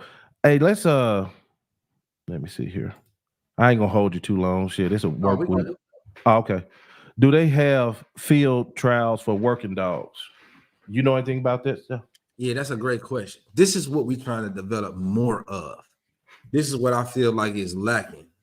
Opportunities for you to quantify your dogs. Opportunities for you to be able to say, you know, okay. And I mean, the conversations aren't even being had. Hey man, did you running your dog this weekend or so on and so forth? How far did y'all go? How many minutes? This is the type of conversations me and my dog buddies have. Hey man, I put down 37 minutes today. Yeah, she was she finished with her head up. Hey, India got a little tired or whatever. This is the kind of conversation that we have. What's up, man? Friday night, we working the dogs out. Well, how long are we gonna go this time? So that's the kind of activities that I'm involved with my board buddies, right? But I would like to see that going in branches and all over the country. I like to see different chapters. And then guess what? Now we can pull up over there. I could pull up to Arkansas, man. We're gonna have a little contest, an event. You run, we're gonna run the dogs, or we're gonna do whatever. This is what dog showing is all about. It's exhibiting your dog's abilities. It's exhibiting your dog if it's a conformationally sound. This give us more opportunities to exhibit our dogs, which is a need for. It is a lack of opportunities for us to exhibit, especially when you start talking about rare breeds, large breeds, working breeds, protection breeds, guardian breeds. There's a very few and far in between opportunities for us to showcase our dogs' abilities. So I would like to do. That's why I was so excited about coming on here.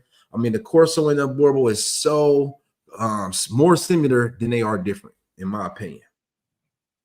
When you start comparing a Corso to another dog, a Borbo to another, they're very similar than they are, more similar than they are different. Yeah.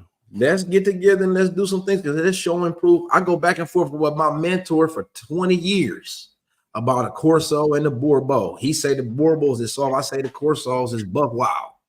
You know what I'm saying? And this is just the kind of conversation, but we don't have it. All it is a banter back and forth, because we don't really have no thing. Well, look, this is going to be a showdown coming up. Let's pull up to the showdown, and then let's see who really get down. We don't have an opportunity. We don't have an opportunity to do that, but we need to start establishing that. We need to start actively pursuing that across the country, because I'm willing to travel. Right. I think we should this right here is gonna be key. A lot of talking, because I think it's so much stuff got to be cleaned up with these dogs. A lot of people who come to my channel, they want to breed dogs, or they just enthusiasts that they forever students. I don't give a damn. Like I was talking about Diamond Grit, dude hadn't been, from my knowledge, man, if I got it wrong, like I don't think he been in got 10 years in the game, but what he has done, I mean, that's impressive, because he can teach that, and just getting better. Look, we got so many different people that bringing information. Schoolboy, Kenny, them are like regulars on my show. Lamont's coming back, and kind of like when we hone all this stuff together, as a whole, we'll be better. You know what I mean? Right. Then we start. Let's hook up. You know what I'm saying? Because let's get it established. Let's get it going. Right. Okay. Right. And then this is what we do. This is whatever our practices is gonna be. Then we just make sure we hold each other accountable. Because I feel like a good dog is a dog that can move. Yeah. So we got a good question here. What is the function of a Borbo? Do I believe that the Borbo was designed as a hunting dog? To me, my belief is that the Borbo is a guardian that's capable and equipped of dealing with extreme threats. So that's the primary purpose and function of the Borbo. It's not the type of dog that's going out looking for something to get into it with.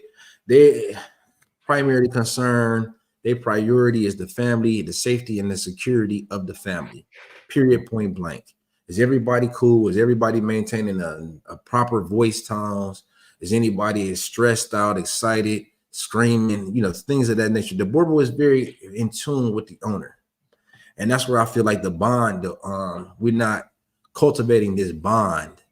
We're not celebrating the bond that the Borbo is capable of, like the therapeutic value. I asked my daughter, why are you always petting the dog? Please stop. Because she pets him for all different, for everything. And then the dog's just getting the dog hair all over. I'm like, you can't make a video like that. But she says to me something very interesting. She says, it makes me feel good. And I noticed, I'm looking at the video, and she's got a true smile on her face when she's petting the dog, and she speaks better. She's got more confidence. And I think that's the type of things is overlooked. We're not taking that into consideration. These are the real true value. Is the dog personable? How's it going to get along? Is it a threat to my children? How's it going to get along with is it breaking up stuff in the house? These are the type of things that I feel like is the purpose in the Borbo is supposed to be a civil guard dog. It's biddable and in tune, and it's trainable, highly trainable, and it's not looking to bite first. But you do have some that's like that. But that's a matter of the leader establishing boundaries. What is acceptable? What is not acceptable? A lot of times we just we're not consistent. Right. I want to give you some flowers. Yeah, Chronicle of Massive. My email in there. I'm gonna talk to you. I'm gonna talk to you. Salute Double Dog. Glad you're here. I gotta give you your flowers on some stuff. When we started having these conversations, when I first started, man, I knew the first thing I needed to do was just start. And as I went along, I tried to make my broadcast better. Kenny would tell me equipment to get, and if we gonna be on here, let's try to get right. See how our cameras look. See how our sound looks. If we gonna have these conversations, because I mean, it's gonna make a difference. Oh, I'm yeah. telling you, I be seeing these videos shared in spots you wouldn't think they would be shared at. And but your photos, your videos, bro. I say I gotta step my game up. It does make a difference. Presentation, you know what I mean? It does. Professionalism, you know what I mean? Yeah. I appreciate that, bro, because I had to learn that the hard way. I actually had hired a consultant, and it was telling me, I'm asking questions about another breeder that's newer than me, then took my spot on the search engine.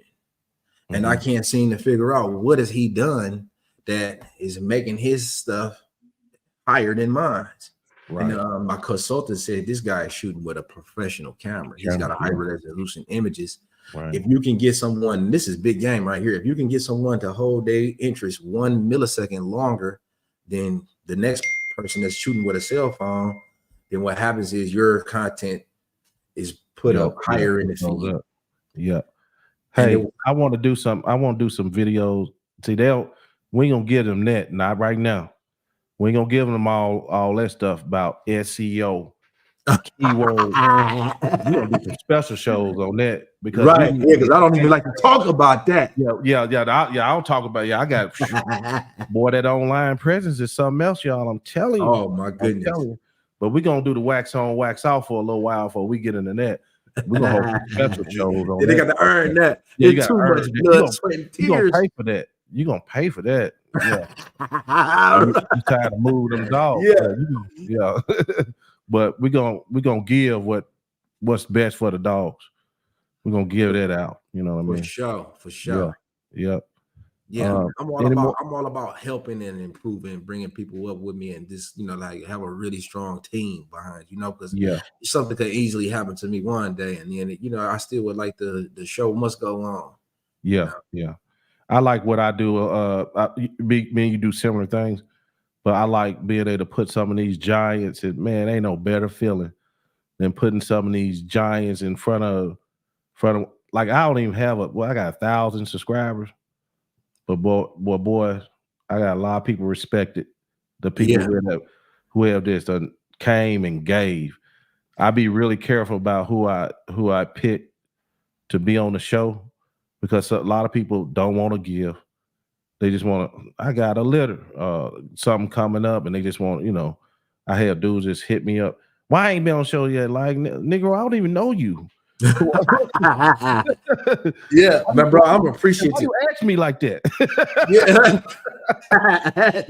He was crazy, bro. But then too, it's important too, like, because like for real, like in real life, guests I've had, like when it comes to helping you, Lamont, he that way, and for real in real life. Clyde Thompson, he's like that for real in real life. Schoolboy, he's like that for real in real life. Like it ain't no I'm coming on the camera and I'm one way and outside of this way. No, they like that for real. I like that type stuff. That's real. Yeah. Mm-hmm. Much respect for you, brother. Because believe it or not, though, man, your followers, they do their thing, and you don't have to. You got what they call true followers. That's really I got some bad boys up. Bad boys. I got some, like, these people in chat. It's some bad boys. You know what I'm saying? And y'all have some, because I'm not on the influencer level. You know what I'm like? You could tell when they got so big. Now they influencers. Now I know they want to hear that. I mean, it's something that's involved, but the cool thing about it is, before we got on, we talked about what do a lot of people want to hear about. breeding, and nutrition. Oh yeah. That's what they want to know. You got to give them what they want. Oh yeah, for sure, bro. I'm honored to be here, though. You know, Yeah. like when I started looking at your content, I was looking at some different.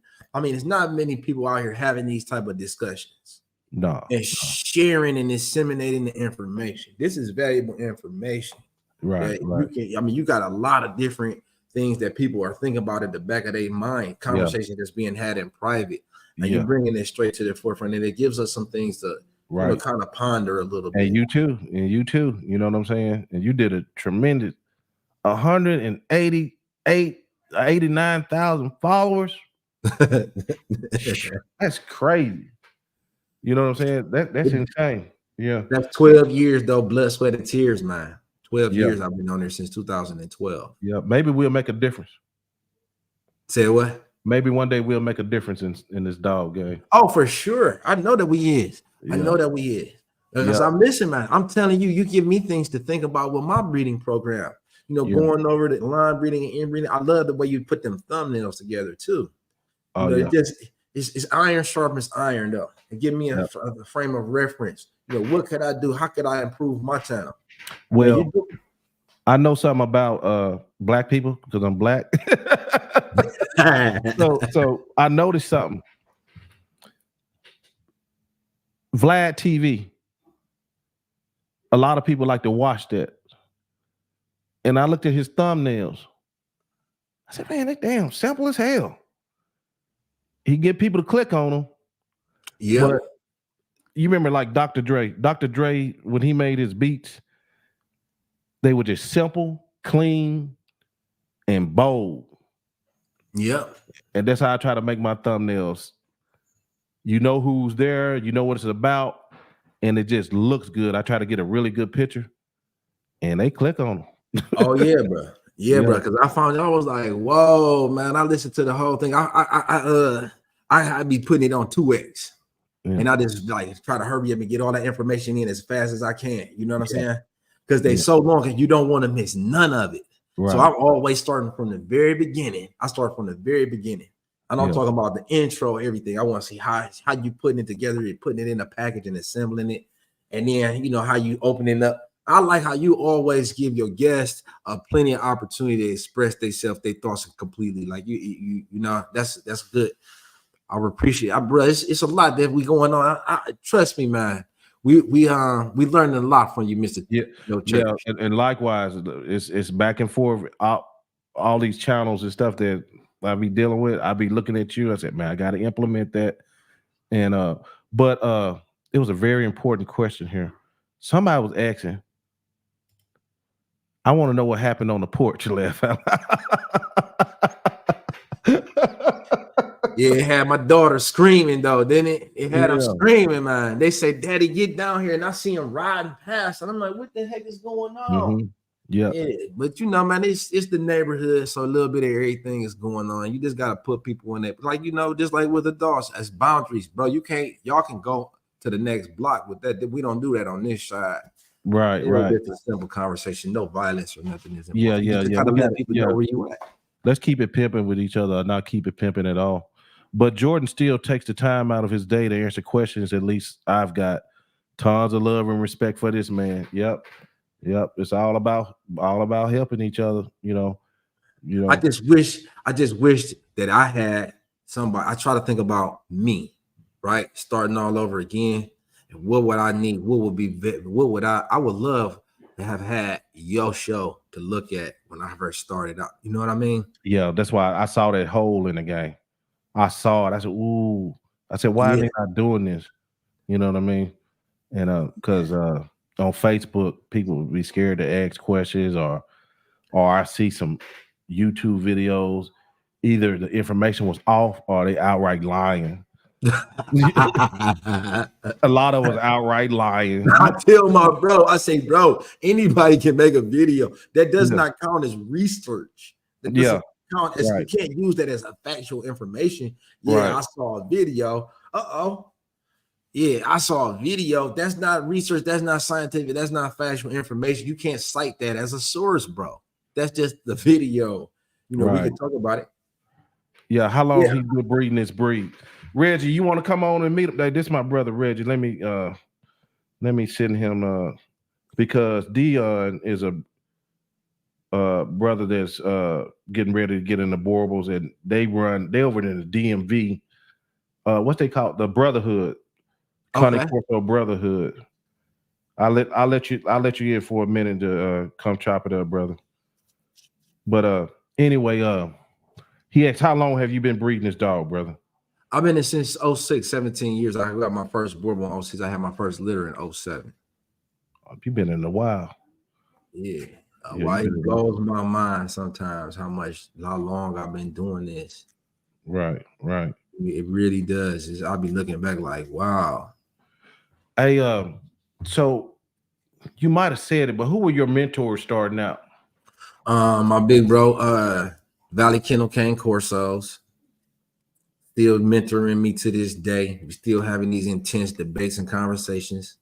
I had JD Odie Bulldoggies. He bred the Hermes bloodline of Bulldoggies.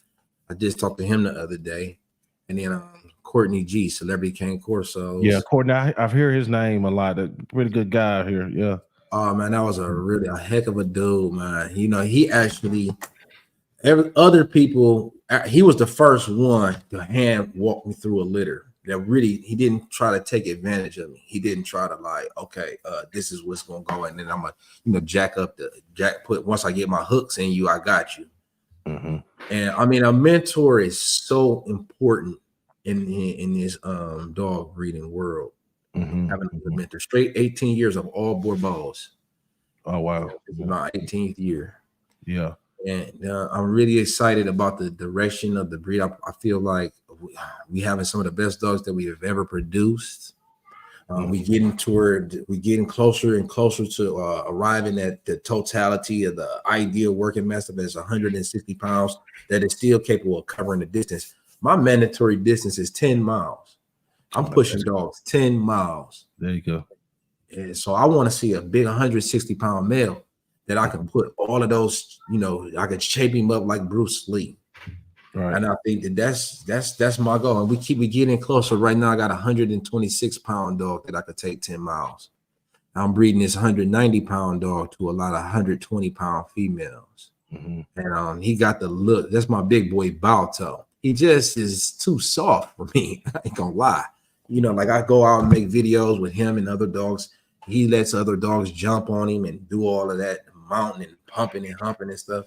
And to me, that's just not a dog. Right. This is the man right here. What's up, bro? I saw you on here before. How you doing, brother? How you doing today? Oh man, maintaining, man. How about you? No complaints. Just getting off, man. So the notorious Reggie, the notorious Reggie in the house. Getting me counseled everywhere. No, I was kidding with you. How you doing, bro? Doing pretty decent, man. That's what's up. You've been breeding for 17 years, the Bourbons? Yeah, strictly with the Bourbons. I don't think that there's no other dogs that compare.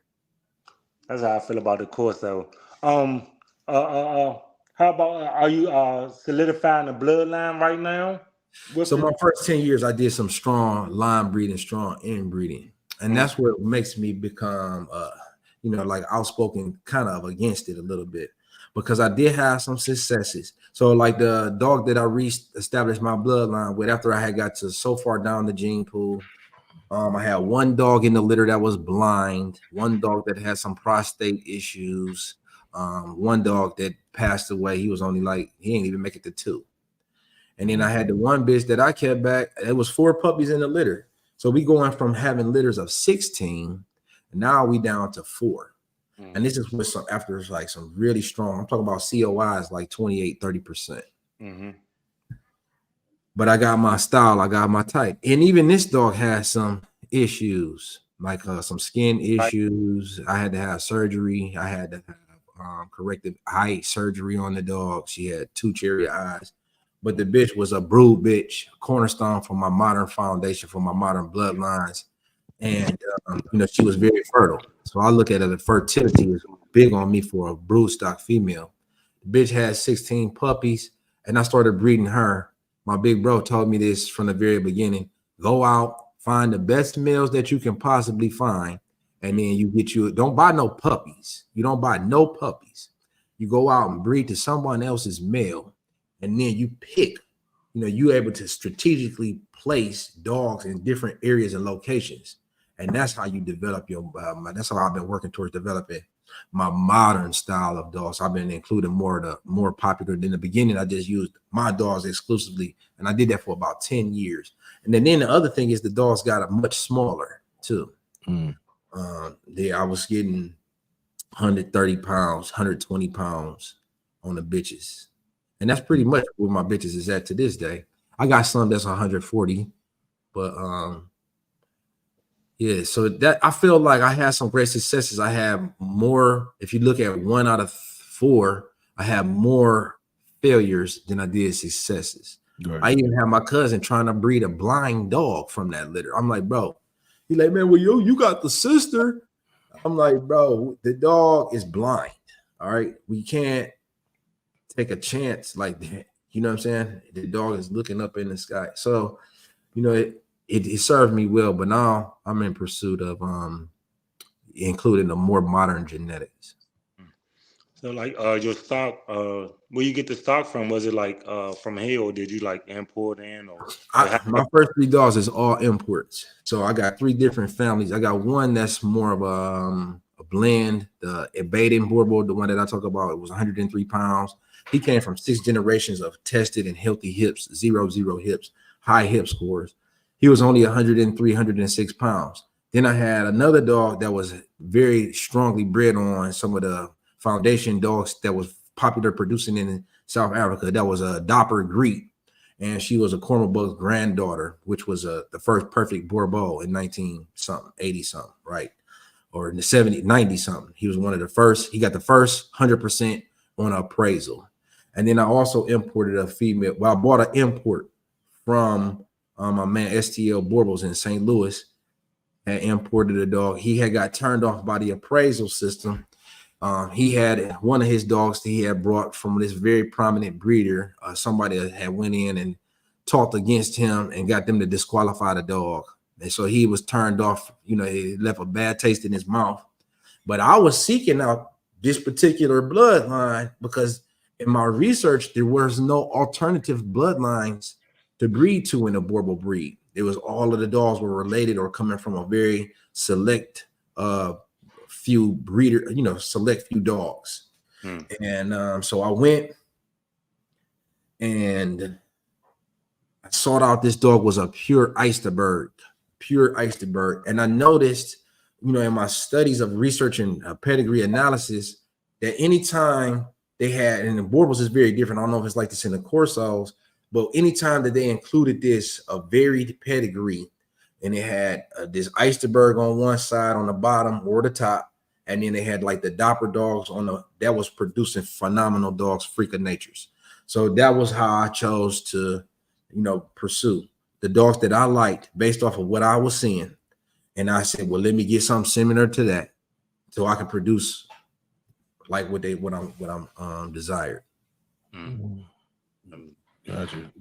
As far as the appraisal, right? Where was you coming to, like Delaware or somewhere, or Pennsylvania? No, I did my first appraisal was in Buffalo in 2007, and I took home the Merit Award. It was the highest dog of the day. It was like maybe 11 or 12 dogs there. And then this is where it was like the first controversy. They tried to tell me, okay, well, we got some more dogs coming. They done gave me the award. They were like, well, give the award back. I'm like, no, I ain't giving the award back. I'm gone. I'm leaving. So I took my award and went home. But it made me seem like, how y'all gonna try to change it up? I done won, and then you're gonna try to take the award back from me. So I ain't like that. The next appraisal I went through was in Buffalo, 2000. No, that was the first appraisal. Then the second one was in Cleveland, 2009 or something like that, or 2000, something like that. But I had an issue with that appraisal. They don't try to break out the tape measure on me, and they hadn't been tape measuring dogs all day long. So I'm like, but no, we ain't even about to do this. I start flipping. No, we ain't even about to do this. Just give me my money back now. Give me my money back right now. I'm not even about to go through this. I see what already was going on. She said, oh no. I'll appraise the dog. So what she gonna do? She gonna disqualify my dog off of points. So you got to score a minimum of 75%. And And this is why I don't believe so. This is why I'm not so heavily into the aesthetics of a dog. So I argued with her. I said, wait a minute, let me take a look at the sheet before you turn this in. Let me look at this sheet. And I'm pointing to it, pointing, and I just grabbed it. I said, listen, you're gonna have to change this about my dog's lips. I don't agree with that. And then she looking around, it's just me and her. So she went ahead and agreed to it. My dog scored by 0.2 of a point. 0.2 of a point. This dog ended up producing, though, the highest scored Borbal that was produced the next year. And it was the next year. This dog produced the highest scored Borbal in the United States. So this was the same dog that they was trying to tell me that I should not breed it, that she was trying to disqualify. She tried to disqualify twice off the height and off of the points. So I have had mixed successes in the appraisal in the dog show. It was to me, it was an exclusionary thing. It was about, you don't really fit the description that we want to celebrate. Right. Who is Shaka? Shaka, that's one of my stunners right there. Oh, okay. That's a pancake to an outlaw daughter, son. Right. Yeah, and then this dog is producing. Man, this dog, my man says they want to take the dog to the dog park and do long sit down recalls. He is a great dog and very a model citizen. He's a model citizen. He's out of Pancake, and one of my other dogs, Outlaw, one of my more modern style dogs. Pancake is a throwback. Then the genetic, she goes back to all of those old dogs. Right. So, yeah. Chronicle says show world is heavy politics. Yeah. Yeah. So, bro, what dogs you got? What dogs? I saw you on there. Are you hip to Plud, Ayon, Bayron, and you hip to them dogs? What, Plud and all them? Yeah. Some of the beginning dogs, yeah. I don't really like though. I'm also on the Capano side or the Italian dogs, some of the American dogs. But what I do is I breed the American dog with the Italian dogs so I can get best of both worlds. I've been doing pretty good. Then what I made off that is I started line breeding from that point now. So I'm kind of like, building my own line off those two, off the import with the American dogs I like, which is like a Scandi dog or a tough enough dog or whatnot. And I've been doing pretty good with that. I don't know too much good, bro. about the Borbals though, but I do associate with a guy down here in Maryland named Mario. I know he kind of like big inside the Borbal. What's his name? He was telling me a lot about the appraisal and stuff like that. He had some issues too at one time. That's why I was asking. You seem like they always have issues doing that thing. But yeah, far as me, I'm just really like, so I'm doing my thing, trying to like, I'm trying to keep the community right. You know what I'm saying? I want to keep the people on honest time and stuff like that. And it's just rare, but I just work on my area, and I try to help people in my area and like make sure that they understand the dog in particular, and just help them out by all means necessary. That's how the brotherhood came along, and the certain things that we do down here is like more. I'm trying to educate more, so I won't have my dogs inside of the kill shelters and stuff like that. Be like in certain parts of like Maryland, like the dog, like what is it, the pit bulls are banned. So I don't want my breed to get banned.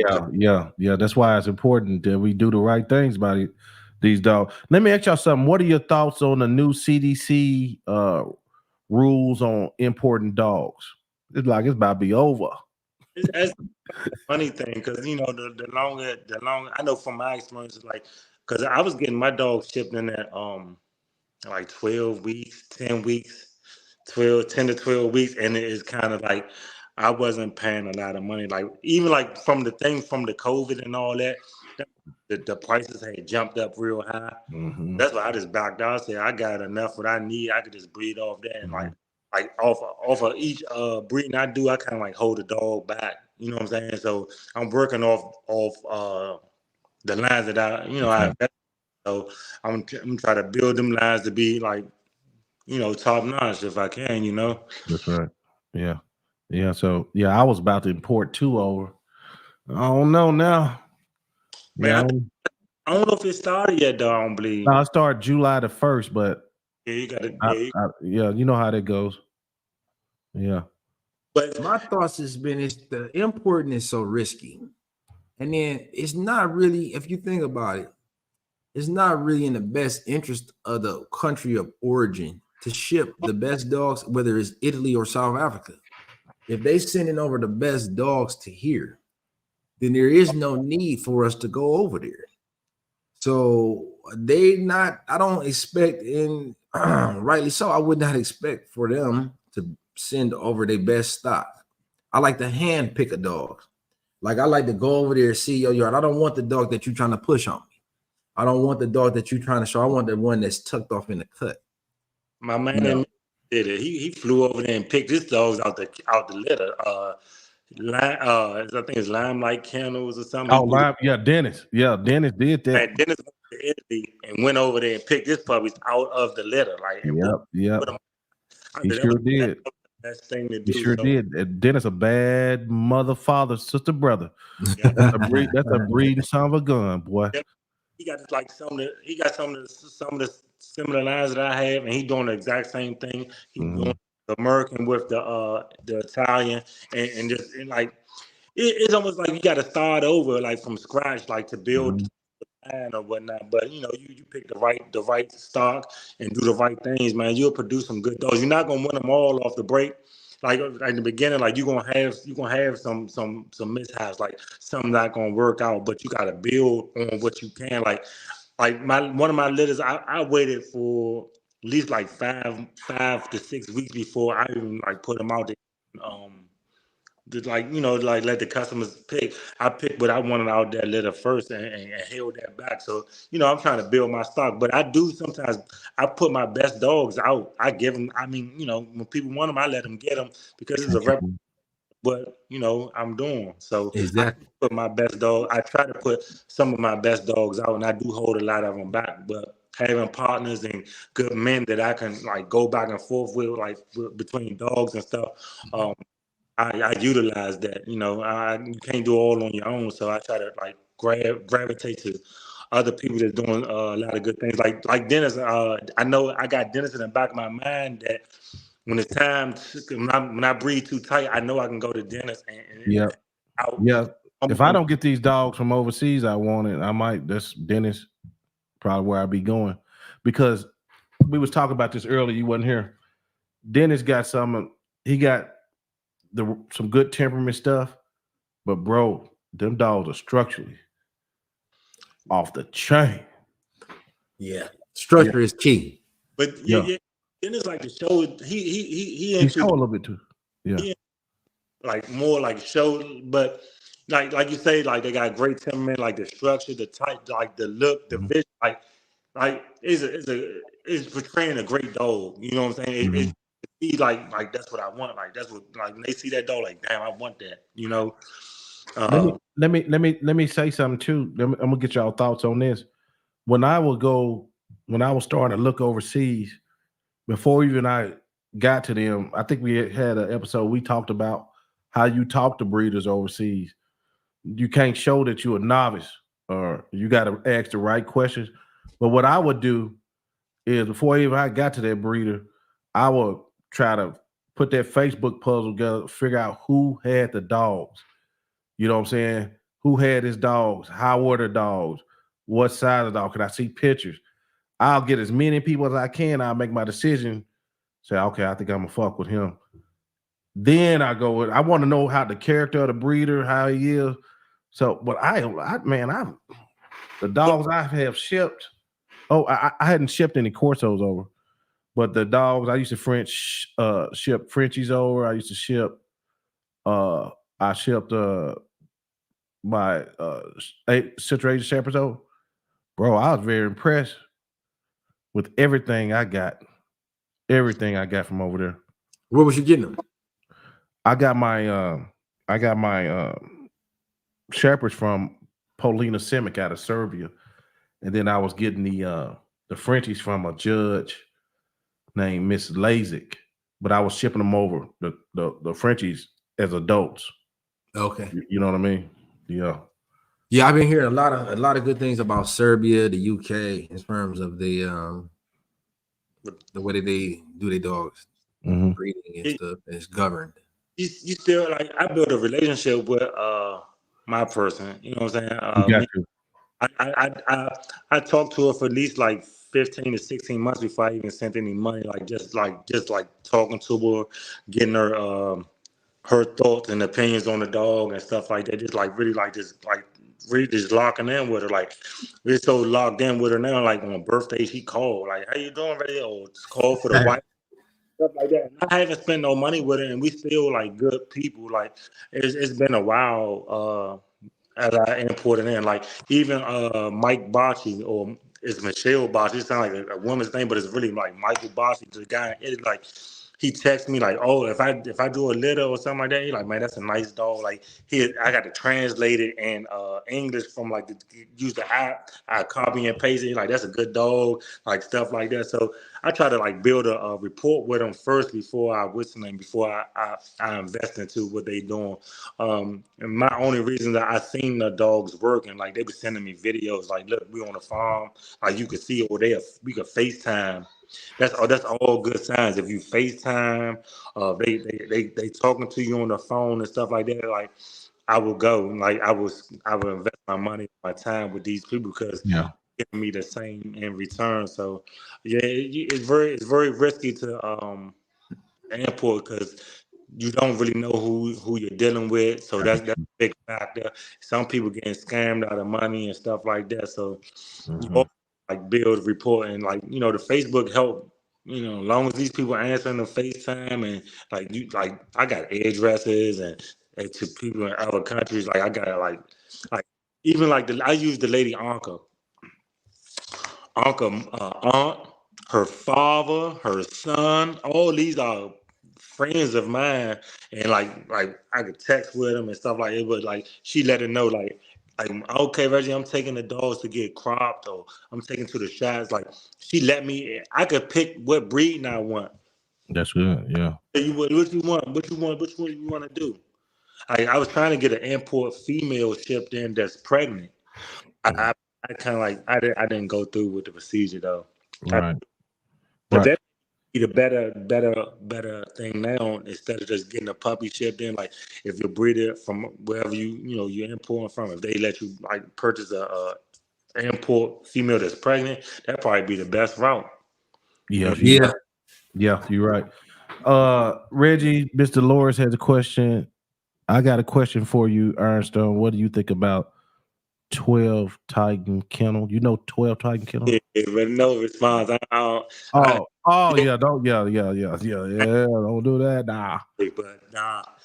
To Titan, like I don't know. I ain't gonna say. We'll leave that alone. Yeah. What's that? What was that? I rock with 12 Titans. Yeah, I wanted. Yeah, I don't know him, so I don't know him either. But I like 12 Titans. I like what she do. I saw a couple videos. That's the black lady with the farm, the big farm. Yeah, and then I got hit to her off of a.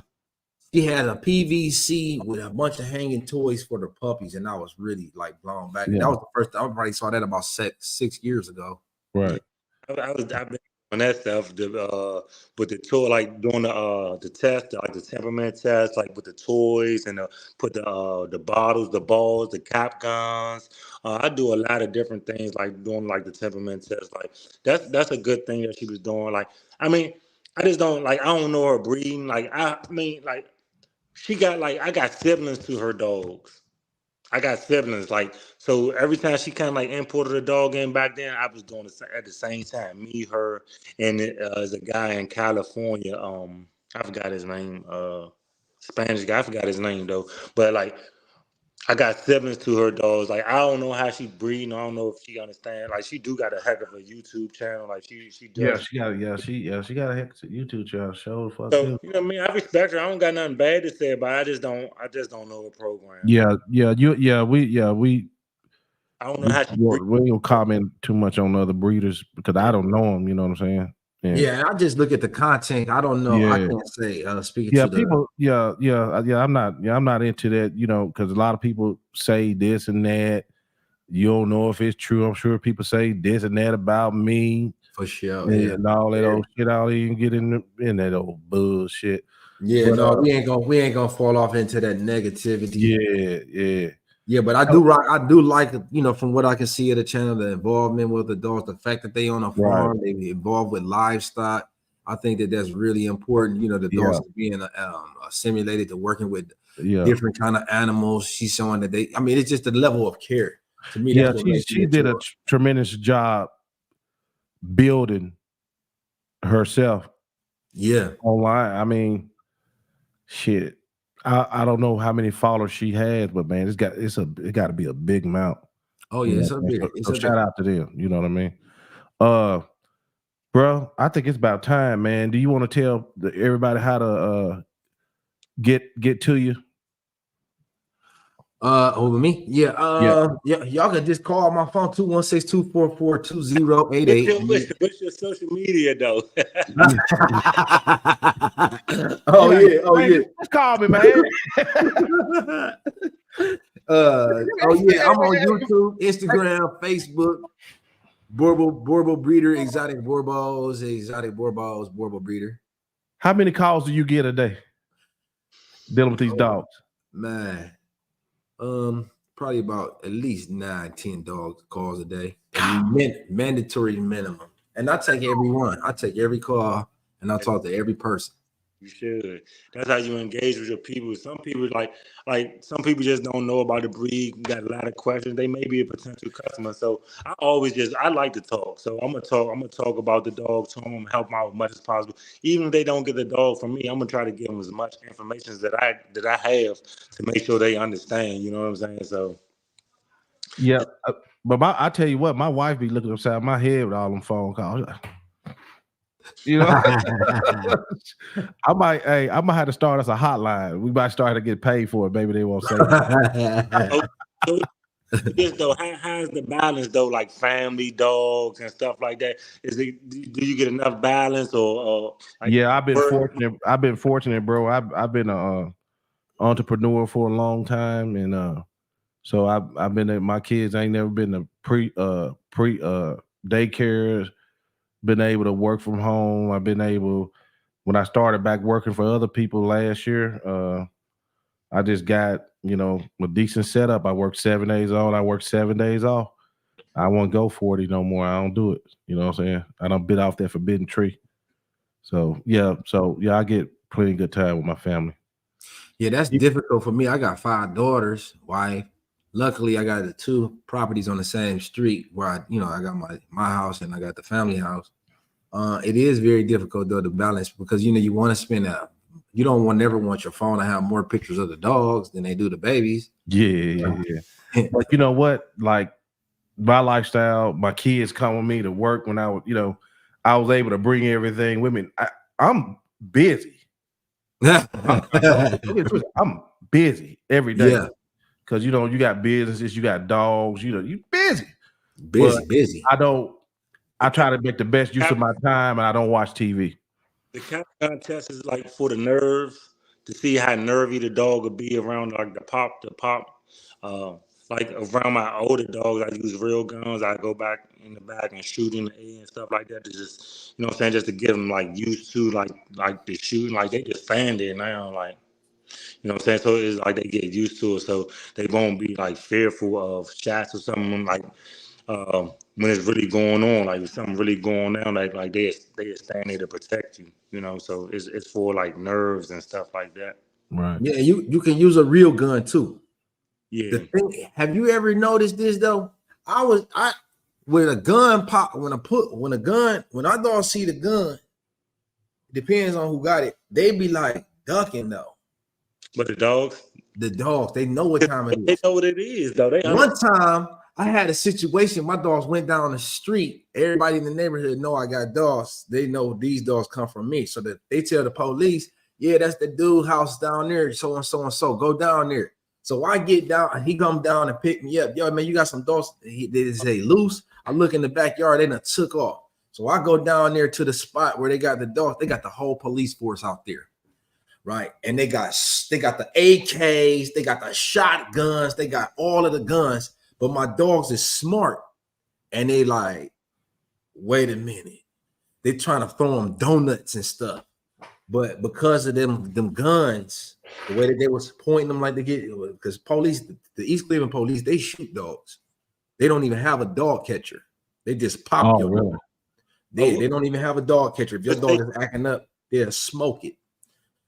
So luckily I got there when I did, and because of the dogs being a calm, smooth, cool demeanor that they have, they were never a threat. They didn't pop them. I said, and then the man tried to write me a ticket for the vicious dog. And I said, bro, you know y'all shoot dogs. He can only write me a ticket for large dogs. I wasn't combative or nothing. They took me also, but me went to the jail and the dogs went to the pound. It was a rough.